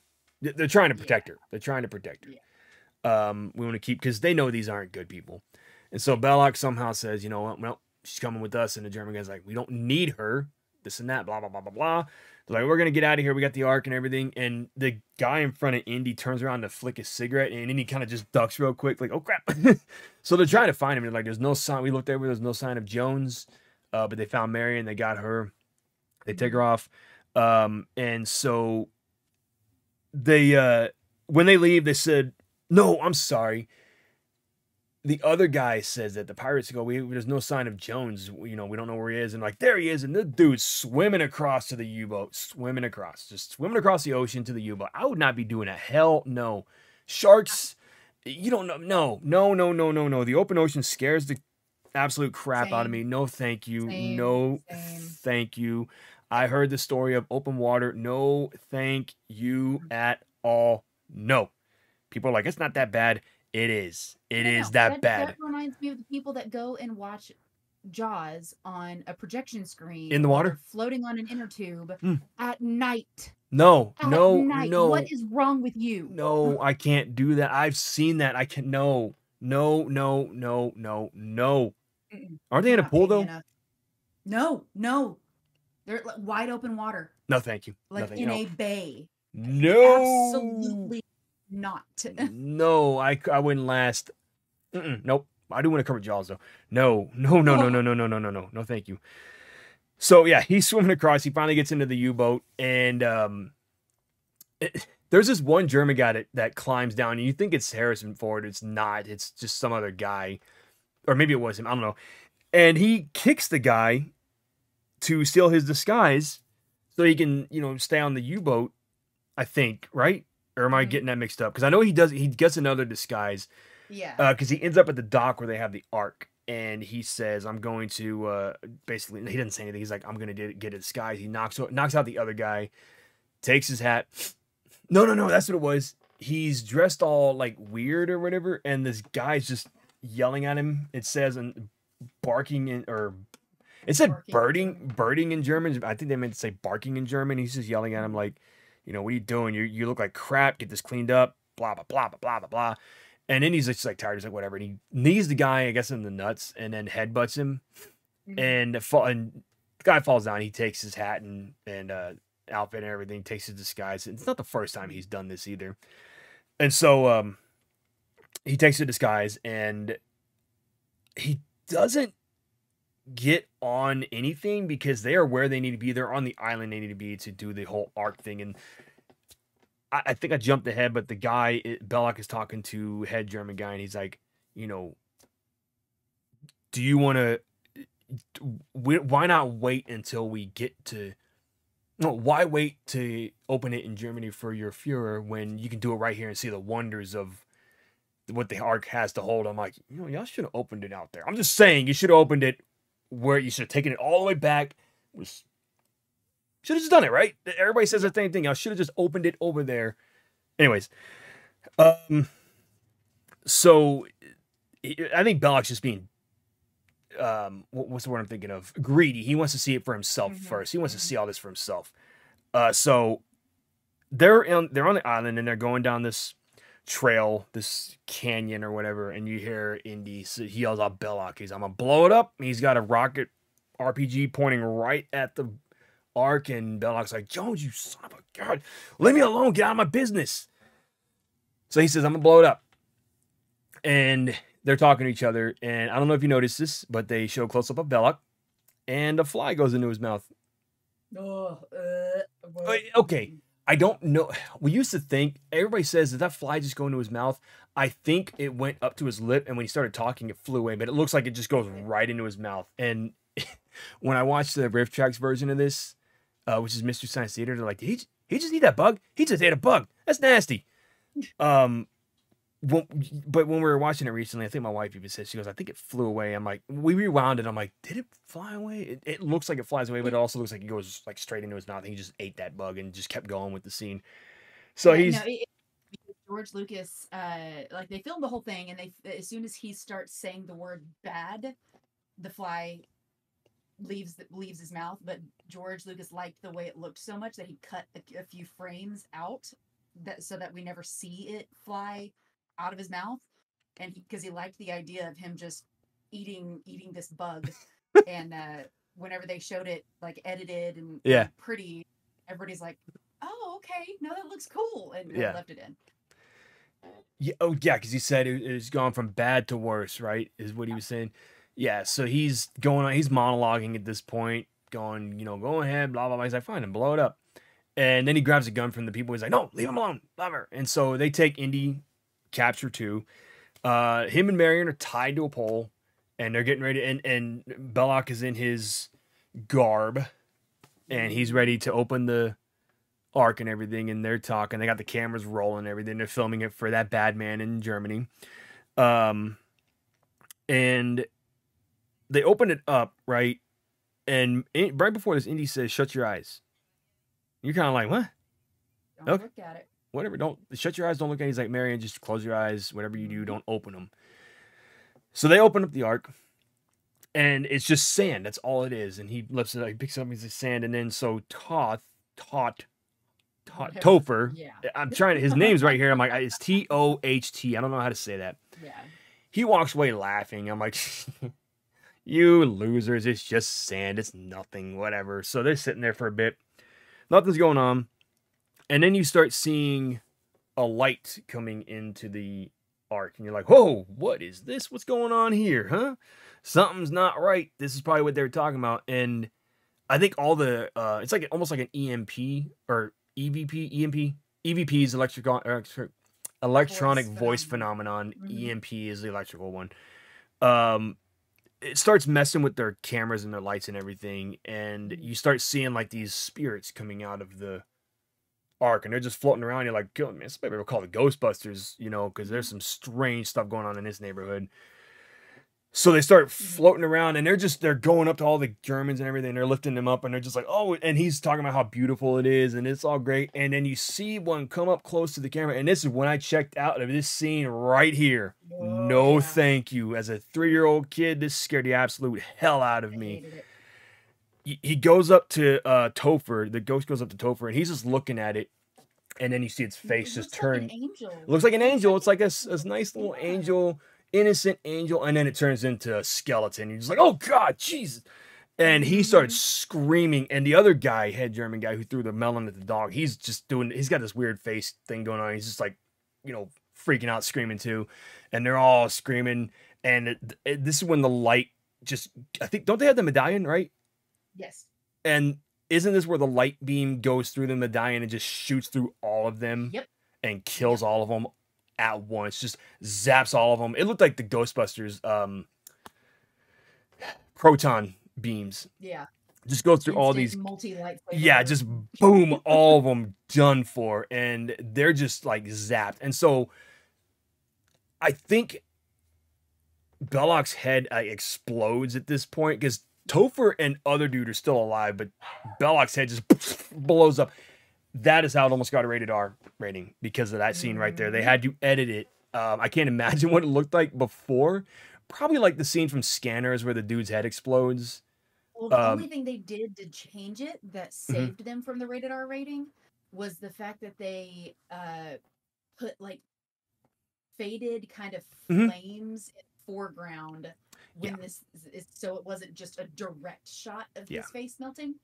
So it's kind of funny that you're thinking of the like the process of how these film rating guys are thinking in this boardroom Hmm. when all you have to do is put this pretty much see-through veil of fake flames over a really graphic scene and boom, that's enough to take it from rated R to PG. I mean, Like that's what really? happened. Yeah, that's what happens when you get like copyright claims and stuff. You just replace the music or cut the scene out, and you're good to go. Um, So yeah, his head just pops like a dang melon, no joke, like blew up. Boom, Belloc's dead. And then you see the other head German guy, his face just like shrivels up into nothing. And then you see Topher and his face just the classic scene of his face melting away. And that's a time lapse shot, I Yeah. believe. And it's just his face is just melting. There's a candle that you can get of Mm-hmm. that where when you melt it, the face melts and everything. They even did this in The Simpsons. There's this episode where it snowed and the snow is melting, and you see a snowman with a hat just like that and glasses, and it starts melting, and the face is melting off. My dad goes, "Oh, that's like Raiders of the Lost Ark." So face melts off, and Indy at this time is telling Marion, "Keep your eyes shut. Don't open them. Whatever you do, do not open your eyes." Um, and the reason is because she would have gotten zapped too. This is because they were all looking at it and they're all just stupid, like Mm-hmm. oblivious to, the dangers that could have been with this, right? Yeah. And Well, and like all of this, because most of the other stuff, went over our heads because we were so young and we're not really understanding all yeah. that. But you know, me being, raised Christian, all that kind of stuff, all this stuff immediately made sense to me because it was Yeah. like, God never intended man to find the ark. That's why we Right. haven't found it. And it was the greed of man that made them find the ark in the movie. Right. And, if you look inside, you're breaking God's will and Yep. you're going to get smoked or smitten. So that's Or why he's like, sucked into shut the your ark. eyes. That's Exactly. exactly what happened. Like this, And it he's like, goes shut into your the eyes, shut your eyes. yeah. The beam goes into the sky. The lid of the ark goes up, and it's just going up in the air. All the dudes are going in there too, and then it just comes back down and shuts. That's it. Yep. There actually is a scene in Last Crusade that I did not understand until I got older, with that very bad man. I Mm. didn't realize who it was when I was a kid, and then when we started learning about it in high school, I was like, "Oh my god! Oh. Oh my god! That's who that was! Holy crap!" Mhm. You didn't put it didn't click when you were a kid because you're a kid watching this going, "Oh, it's Indiana Jones." When you get older, you're like, "Holy crap! I didn't realize that." So great freaking movie. I love Last Crusade. I love Mhm. Raiders, but I love Last Crusade the most. Anyway, Yeah. so it shuts, and they realize their rope is just burnt off, and so he's telling Marion, "Okay, you can open your eyes now. It's done. It's over." And they're the only two left standing. My question though is, how the hell did they get out of there? Like, I guess because I think all the Germans that were with them were there, so they probably. My theory is they went back to where the U-boats were, and they just called in somebody to come get them. They never really explain it. It just cuts to Mhm. um the school or the museum, wherever the Yeah. two guys were talking, and they're talking about the ark, and or not the ark. They're saying, you did a good job getting this and everything, blah blah blah blah blah, yada yada yada. But if you remember, they were supposed to give the ark to the museum, and Brody's like, Mhm. okay, but where is the ark? And he says it's being handled by top men, and Indy's like, who? Top men. Again, referenced in Family Guy when he puts James Woods in a box, and she goes, "Peter, where'd you put it?" He's like, "It's been by top men." Who? Yeah. Top men. And he's got the same pipe and everything, same ending. They're hammering up the crate and putting it in the thing. Anyways, I'm jumped ahead there. Mhm. So Indy comes out. He's all mad and furious. He's just talking a bunch of crap about these guys. He's like, these fools don't know what they're doing. And Marion's like, just hey, calm down. Just take it easy. Calm down. Calm down. It's okay. Um, and he says, she's like, let's go get a drink. You know, let's go get a drink. Take care of this. And then that's when you see the scene of them hammering up um the The box, the wooden. crate, the wooden box that the ark is in, and they're putting it. You see that big old warehouse. You have no idea what warehouse that is until a later movie. You find out. You're like, Much later. son of a. You mean it was that the whole time? Come on. Yep. I think they did that on purpose. To be honest, I think they did it on purpose because nobody put two and two together when Raiders came out and said, "Oh, that's got to be that building over there." Well, I won't say what building it is, but yeah, it was interesting. And then that's it. That's the end of the movie. Cuts right to credits. There is no after credit scene. That was not a thing back then. But yeah, that was it. That is Indiana Jones and the Raiders of the Lost Ark. Great movie. Love Classic, this movie. classic, classic. Final thoughts on the movie. I mean, you put George Lucas, Steven Spielberg, and John Williams together, and how do you get anything less than perfection? And you let Harrison Ford do what Harrison Ford does. I there's really nothing to hate about this movie except for the part at the end that we both just do not like because it terrified the crap out of us as I mean, kids. it's not bad But now, but when I was a kid, no, I but you watched know this. who it Yeah. reminds me of now? What's that? Like if you think of the scene where his face is melting, Mhm. it reminds me now of Spaceballs, Pizza the Hut. It's been a minute. Oh, okay, but I was gonna say it's been a minute since I've seen Spaceballs. I think I saw it Right. once, and that was it for me. But I should watch it again There's so we can cover Spaceballs because oh, I do love Spaceballs this. has to. Yeah, I love the Star Wars references. I love all the other Mhm. jokes from other Fox movies Yes. that are in that movie. Oh yeah. Yeah, I mean that scene doesn't bother me now. When I was a kid, I watched this with my grandma one time, and I used to watch a lot of movies with my grandma when I was younger. It's making me sad because she's not here anymore. But I remember she was kind of getting a little grossed out by that scene too. And she's one of those people who would just make like noises like ooh ah like that whenever the Oh things yeah. would happen. So that scene, I think my aunt was there too because she's a big Harrison Ford fan, Indiana Jones fan. Mhm. So we were all three watching. I don't know where my parents were. I think they were out doing something. So my grandma and my grandparents and my aunt were watching us because they were visiting. Mhm. And so yeah, she's just like a little grossed out by it. But that scene really doesn't bother me now. It's just like Mhm. many other scenes that used to scare me as a kid, like in Ghostbusters, the scene from where the terror dog comes out scared me half to death. Nope, Um, nope. the scene in Terminator 2 where he's cutting his arm open. I don't know why that scared me. It just kind of scared me. That scene and the scene where she blows up in her dream, and the scene with the eyeball, that still makes me Yeah. squirm. Mm. But my final thoughts on Raiders of the Lost Ark. Yeah, it's a very classic movie. I think this should be one of those movies that's on everybody's watch Oh list. Like yes. it is one of those movies you should watch at least once in your Yeah. lifetime. But I know people And who have I never seen this know movie. I know there's an official list, and I need to find where it is, but I know there's an official list that like all the top dogs have ranked like top 100 films of all time. And it might be on the Academy Awards website.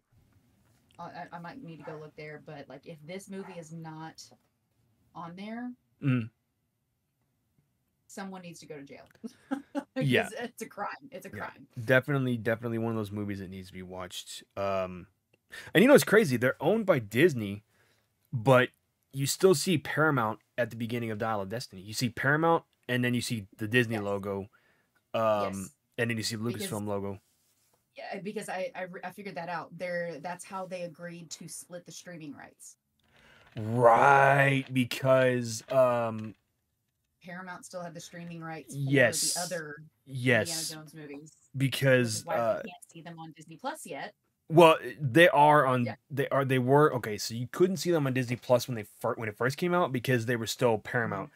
And I remember people kept saying, "Oh, I'll just watch Dial of Destiny on Disney Plus." I said, "Well, you might be Mhm. waiting a bit because it's probably going to go to Yep. Paramount first, Yep. It if is. anything." Okay, did they know when? Because I really want to Oh watch that no, movie they have again. not released. Yeah, no, they haven't released a There's date no for it. word on when the But Blu-ray's coming out either, and I really want to get that nope. because I need to finish my collection. I've got 4 movies right there. I hate that I have the collection of the first 3 movies, and then no, I'm sorry, the first. Oh no, it's Star Wars. I'm thinking of. I got the collection Mhm. of all 6 Star Wars movies, prequels and original, and then I have the 3 sequel trilogies, which are not part of the. They're not in that same package. So it's like, oh, Indiana Jones is gonna Mhm. be like that. It's gonna be the 4 movies and one that's like off by itself. Same with my James Bond movies. They're all off. I got two that are off by themselves because the collection's all the way up to Skyfall, and then Spectre and No Time to Die are just kind of like by themselves. Um, man, I can't wait. I can't wait to cover some James Bond movies too. So Mhm. yeah, definitely a movie that I can watch over and over and over and over again. Um, but do you want to get into some of the fun facts on this? Uh, so yeah, there was a fan theory that did you watch that show Big Bang Theory? Yes, I did. I haven't seen it in a bit, so you're gonna have to remind me of what Right. scenes. It's probably one of the, like early episodes. So there's a Big Bang Theory episode called The Raiders Minimization where they argued that Indiana Jones basically played no impact on the outcome of the movie. Like they were just basically like if Indiana Jones would have just minded his own business and stayed out of everything, they would have still opened the ark. People would have still died. That's right. Like maybe less people would have gotten hurt. That's right. That's right. I don't Indiana remember what Jones was the real villain. I don't remember what season that was, but I do remember that now that I think about it. That was actually not a bad show. I need to probably watch it again Oh, I because love that show. I there thought it was was so one funny. episode too where they steal they're going to watch Raiders at the Mhm, theater, and mhm. the list is full. They can't get in, and so Sheldon's like, you know what? If I can't watch it, nobody can watch it. And he steals the film, and it's the Yep. same ending or the same intro to Raiders where he's running away and all the nerds are chasing after him. But before that, they go, and I always make this joke whenever they release like a director's cut of something. They go, oh, it's got 21 seconds added into the movie, and Howard goes, it's like a whole new movie. I do that every single time. Like whenever there's some kind of release and like a director's cut, I was like, oh, it's like a whole new movie. So, I'm gonna say, I lost my train of thought. Oh, there's a joke. I don't know if you watched the Goldbergs, but there is an episode probably 2 or 3 seasons ago, maybe 5 seasons ago, and the whole premise of that show is a kid growing up in the 80s, and he is basically me if I grew up in the 80s. That's everybody who watches that show. It's like, oh, you're like Adam Goldberg. I'm like, oh, thanks. Yes, I know. Got it. There's an episode where they're going to watch, I think, Empire Strikes Back, him and his sister, and they are talking about because she used to be a nerd like prior to when the show started, the character, and so they're geeking out over Empire Strikes Back, and they go, oh no, it was Return of the Jedi, because they were talking about Han Solo being frozen, and they go, wait, what if Star Wars takes place a long time ago in a galaxy far, far away? What if Han Solo gets frozen and then he wakes up and he's Indiana Jones? And like, oh my god! And I'm like, Oh, I never thought about that. That's hilarious, right? Oh, I need to digest that one for a little bit. Yeah, it was just a theory they had on the show. I'm like, oh, that's an interesting one. But how do you feel about the idea of Tom Selleck playing Indiana Jones? Yay or nay? Big nay No. for me. Big nope. No. He was I don't think you can tell me one single actor that I would be okay with doing Indiana Jones Yep. instead of Harrison Ford. He's just too perfect. he was going to be Indiana Jones. At one point they wanted him, and there is a video. It's like a test footage or whatever that you could see of him as a character. I'm like, nope, can't see it. But I think the reason he had to drop out is because they greenlit Magnum PI, so he couldn't do it. Thank you, CBS and Magnum God. PI, for that. I mean, that was his character. That's what he's known as, is Magnum PI. So Yeah. thank you for that, and for giving us Harrison Ford, and also thank you, Eric Stoltz, for being horrible at Back to the Future and having to be replaced by Michael J. Fox. Different story, different movie. So wow. Some of these, oh my God, some of these actors. Okay. Those who were considered for the role: Bill Murray, Nick Nolte, Steve Martin, Chevy Chase, Tim Matheson, Jack Nicholson, Jeff Bridges, Sam Elliott, and the rest of these people I don't know. I'm like, oh. Do you think any of those people would have worked? Or is it still a no, Harrison Ford all the way? Oh. I think if anything... Okay, I think but these are like comedians. So the two names stuck out to me out of the ones that you just listed. The dude, I think, would have the comedy flair, but he wouldn't have like the upbeat, just like, for lack of a better term, pun fully intended, whippiness that Harrison Ford had. He would just be the dude and be more laid back with his comedy. Right. Sam Elliott, I don't think would bring quite the comedy atmosphere to it. Wasn't he? But would still have the rugged vibe. Wasn't Sam Elliott Thunderbolt Ross in the Ang Lee Hulk movie? Yes, he was. You know what's funny about that? Harrison Ford's not playing Thunderbolt Ross. Oh, yes, yeah. Because what's his face passed away, William Hurt. So I think I'm happy Harrison Ford's now in the MCU. Thank you again, Disney. What movie is he even in that he's playing that character? Who? Is it Captain America that he's playing Thunderbolt Ross? William Hurt? No. Harrison Ford playing General Ross. He's playing him in a movie, but I don't know which one. I think it is. Isn't it Winter Soldier? Oh, it's either Captain America or the Thunderbolts. Or Thunderbolts? Whatever. The team that the New Avengers or whatever. I think it's no. I think it is Captain America, because there was a screenshot or behind the scenes of him and Anthony Mackie looking at a screen on set. So I think it is Captain America. Oh, you're talking about the one that hasn't Come come out yet? out yet. Yeah, Okay, yeah, then I know exactly what you're talking about because that's the one that sparked all the rumors about him being going Red into Hulk. Red Hulk. Just because Yeah. the picture of him with his ripped pants, I'm like, well, Yep. I mean, we all thought Hmm. that Robert Redford was Red Skull in Winter Soldier. That turned out to be completely fake, and we are like, oh, Red Skull's never coming back. Surprise! If you saw Infinity War, that one surprised me too. Ooh, buddy. Yeah. Sorry, we spoiled that a little bit. For we haven't even covered that movie yet. Anyways, we'll talk about it later. Sorry. So Spielberg wanted Harrison Ford because he thought he was perfect after seeing him in Empire Strikes Back.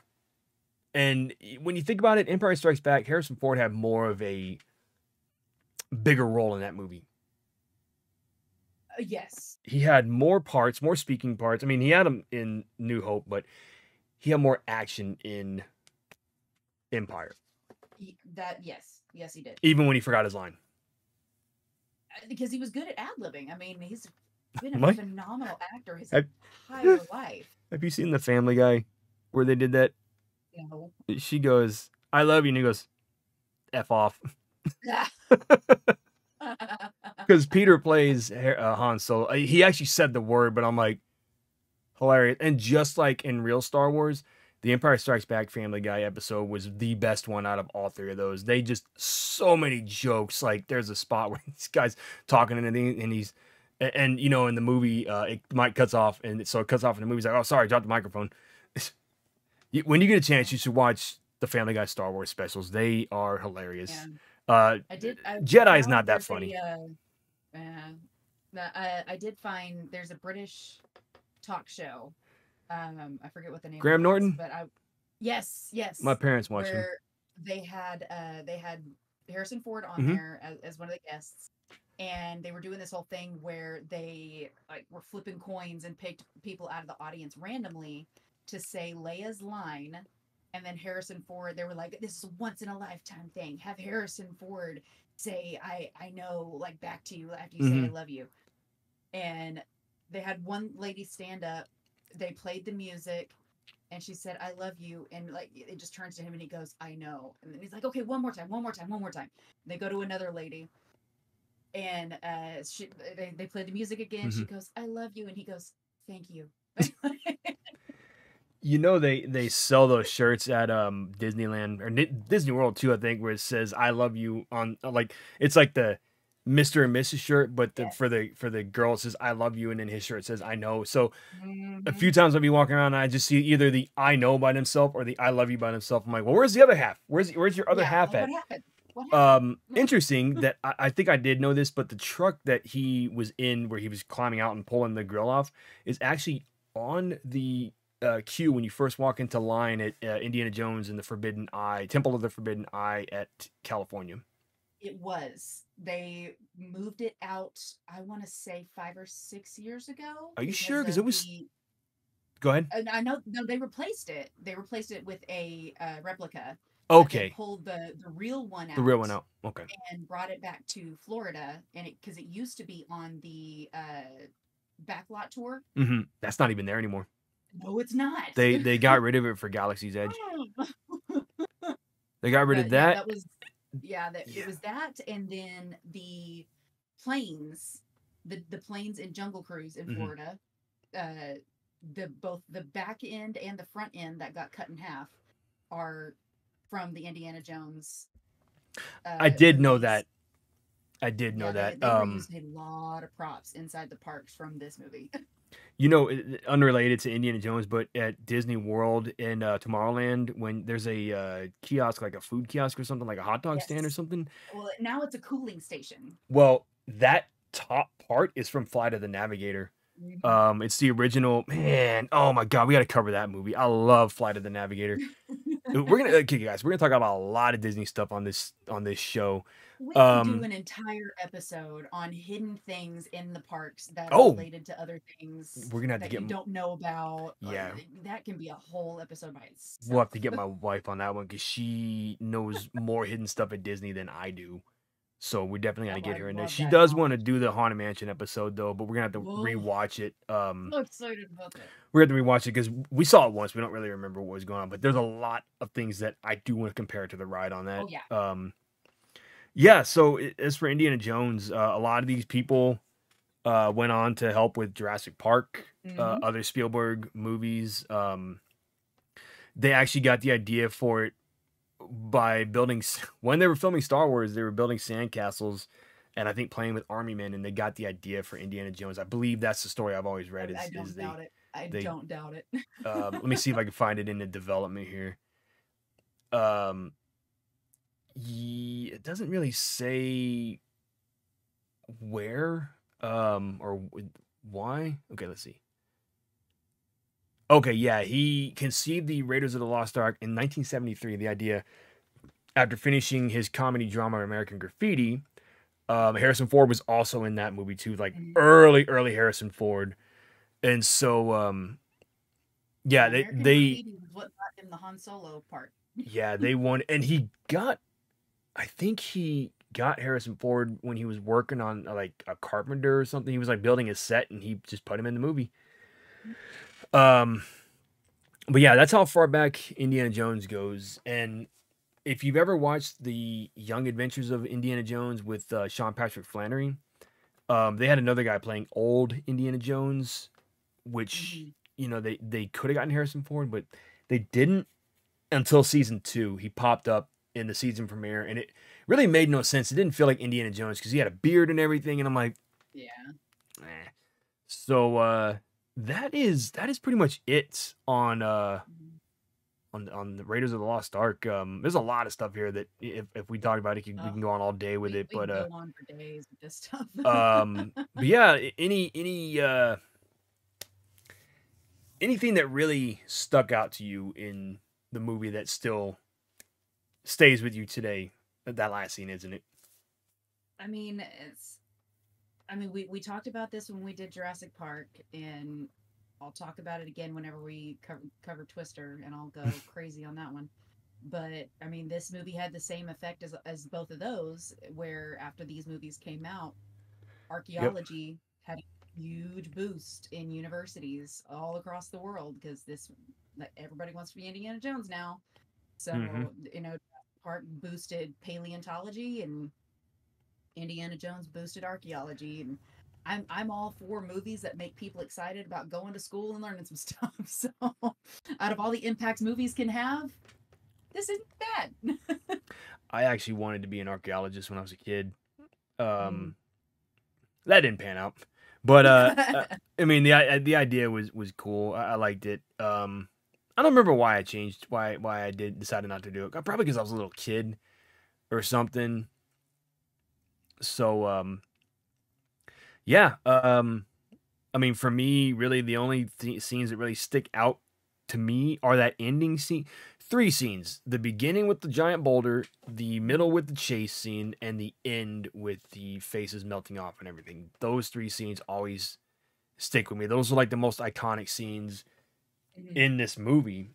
Um, but yeah, like man, again, great movie. Um, Absolutely. I think everybody should watch it.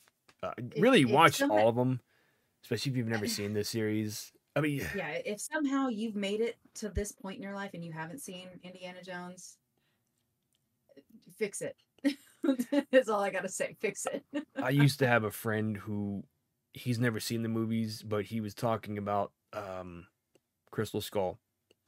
No. Everybody was upset about the ending to that movie. I won't talk about it now, but everybody was upset about it. And he's like, "What's up with that twist ending?" I said, "It wasn't a twist ending. If anybody paid attention to the beginning of the movie, they knew exactly what was going on and what Hmm. was going to happen. So there's no twist. They just didn't pay attention to it Hmm. because you see again where they are, and you realize, oh, it's going to be one of those movies. Okay, I figured it out Hmm. in like the first 10 minutes of the movie. I was like, oh, okay. I mean, I'm still down. I'm still good with it, but Hmm. wasn't what I was expecting. Um, yeah, no, definitely, everybody should watch it. Yeah. Temple of Doom. Ugh, I don't want I to. say I I really say don't give want it one watch, give it one viewing, but it is not anywhere near as good as A lot of people love Temple of Doom. It is not one of my personal favorites. It is at the bottom of my list for a reason. Yeah. Maybe for the sake of continuity, one watch. But Yeah. nothing Yeah, beyond because that. it's more of it's a prequel. So Yeah. isn't Last Crusade a sequel to Raiders, right? Yes. Okay, that's right, because of Yes. a line of dialogue in the movie. Yes. So really, if you want to skip over Temple and go straight to the sequel to this one, go watch Last Crusade. That is a sequel to this movie, and it is a far better sequel than Mhm. Temple of Doom. Not gonna lie, Typ- far. typical George Lucas writing things out of order. Yeah. So yeah. Other than that, where can people find what you got going on also, and where can people find you? The main place you'll find me is I'm all over Twitch right now. Boomer Center 6714 on there playing games live. Mainly Call of Duty, Fortnite, but I'm throwing in the Jedi games, Fallen Order, Survivor, uh, pretty much anything and everything. Mm-hmm. Now that the Ahsoka series is oh yeah, I was going to mention this to you before and I totally forgot. Um, I don't feel bad saying this because it ended up not being true, but I thought that they were supposed to do an Indiana Jones throw or nod in the one of the Ahsoka episodes this season because she burned her hand with Mm-hmm. an object, and I'm like, oh my god, they're gonna pull an Indiana Jones where she burned the map on her hand, and they're gonna get that out. But then it ended up not being what happened. So I was We like, forgot to mention that dang he it. did have he had the imprint of the Yeah. medallion on his hand. Yeah. Yep. I thought they were going to do an Indiana Jones nod with her having the map imprinted on her hand, but that ended up not happening. So I was like, okay, I can tell him. I don't have to Yeah. wait for him to watch the series. Well, I did get spoiled. Thanks, YouTube. I got spoiled with one scene with Ahsoka where she's fighting you know who, because it was all over YouTube. I'm like, son of a bitch. Yeah. Oh, I should have watched this live. Yay. But Or hey, yeah. it's gonna be even cooler because I asked my wife. I said, hey, do you want to watch the show? Because she loves Rosario Dawson. I'm like, hey, you want to watch this? And so I'm not gonna tell her that. No, don't. She'll I know who it lost my is. mind. She'll know who I it lost is my mind. just by the fact that they did the flashes. I'm like, oh, that is so cool. I wish I'd seen that like firsthand. Maybe I'll still act like surprised, like, oh my god, it's you know who. Man, My I need to. only regret is that that one episode they aired in theaters. And Oh, I really wish, like, I understand now why they did it because we're sitting there like, why this one episode? Why? But once I watched, I'm like, why didn't I go to the theaters to go see this oh, I can episode? Oh imagine. I can my imagine god! the reaction that scene got. Oh, You know what? We should definitely cover. Um, we should cover like TV shows too on here, like sure. episode by episode. I was just thinking about Obi-Wan Kenobi. I was like, I'd really love to cover Obi-Wan, but we'd have Mm-hmm. to cover the prequels first, before we jump into Obi-Wan. Yeah. Yeah, you guys can find me here every Tuesday, Thursday, sometimes Fridays, depending on well, right now my wife has weekends off, but not 100% sure we'll be streaming on Fridays because she's been getting off like later. So, but if not, we'll definitely stream like maybe Fridays or sometimes Saturdays. We're gonna be in the process of moving soon, so I don't know how much that's gonna happen. But yeah, you can find me every Tuesday, Thursday. I do premiere videos every Monday and Wednesday playthroughs. They are no commentary playthroughs. The only talking I do in videos now is through the streams. Um, I was gonna say something else and I totally forgot what it was. I hate that. Oh, we're going to probably be covering a George Lucas movie soon. I'm probably gonna leave that up to her here to do most of the talking because she knows those movies back and front. I only know like I did not watch Star Wars as much as I didn't watch the originals as much as the prequels. I watched the prequels Mhm, like a lot when they came out when we were in high school. So I watched episode mhm. 2. Well, I watched the last half of episode 2. I really can't stand the first half with all that lovey-dovey crap. Um, but episode 3, man, I watched that a lot. Like whenever it came out, I watched it probably 4 times when it came out, and then Mm. a bunch when it came out on DVD. That's this little disc. It's like a Blu-ray. Yeah. Blu-ray is also a disc. You know, I don't know if y'all know what that is. It's not. It You kind don't of looks stream like a it. You don't stream coaster. it. Yeah, it's like a coaster. If you have any PlayStation 5 games or Xbox games that come on a disc. Well, you probably don't know what those are. No, I'm kidding. um, yeah, no, I watched those movies a lot, but the Mhm. originals I didn't watch too much when I was a kid. So I may go through New Hope again so that we can get that going because I want to go in order of when they came out from I agree. I four, don't five, agree with six, one, people two, that, three, yeah. maybe 7, 8, and 9, Blech. maybe big maybe on those because I don't remember any of them. They all kind of blur together to me. Yeah, I Um, disagree with the people that say, "Oh, well, you should watch them in this order," and it's like totally no, no, no, no, no, no. do they say George watching Lucas 1, 2, 3, 4, knew. 5, 6? Yeah, yeah. Mm-mm. And I was like, no, George Lucas is the mastermind here. He knew what he was doing when he wrote and released them the way he did. Mm-hmm. Do not mess with the masterpiece. Exactly. And when you watch the prequels after the originals, it all makes more sense. You're like, Yeah, oh, but then there's still some continuity issues. Like, hey, where was so and so when this was going on? Where was so and so when this was going on? That's where the Clone Wars comes into play and right. everything, and all those shows that take place after the prequels. I don't know Hmm. which ones take place after the prequels, but a lot of them do. Um, but there's some shows like, isn't Mandalorian like years after Return of the Jedi? No, it's not. It's not. Yeah, It is, it well, is. it's not Clone in Wars the takes same place. universe as the Rey movies. It's in the same universe as the Luke Yeah, movies. Same right, timeline, right. sorry. Yeah, because Clone Wars was in between episode 2 and 3. Right.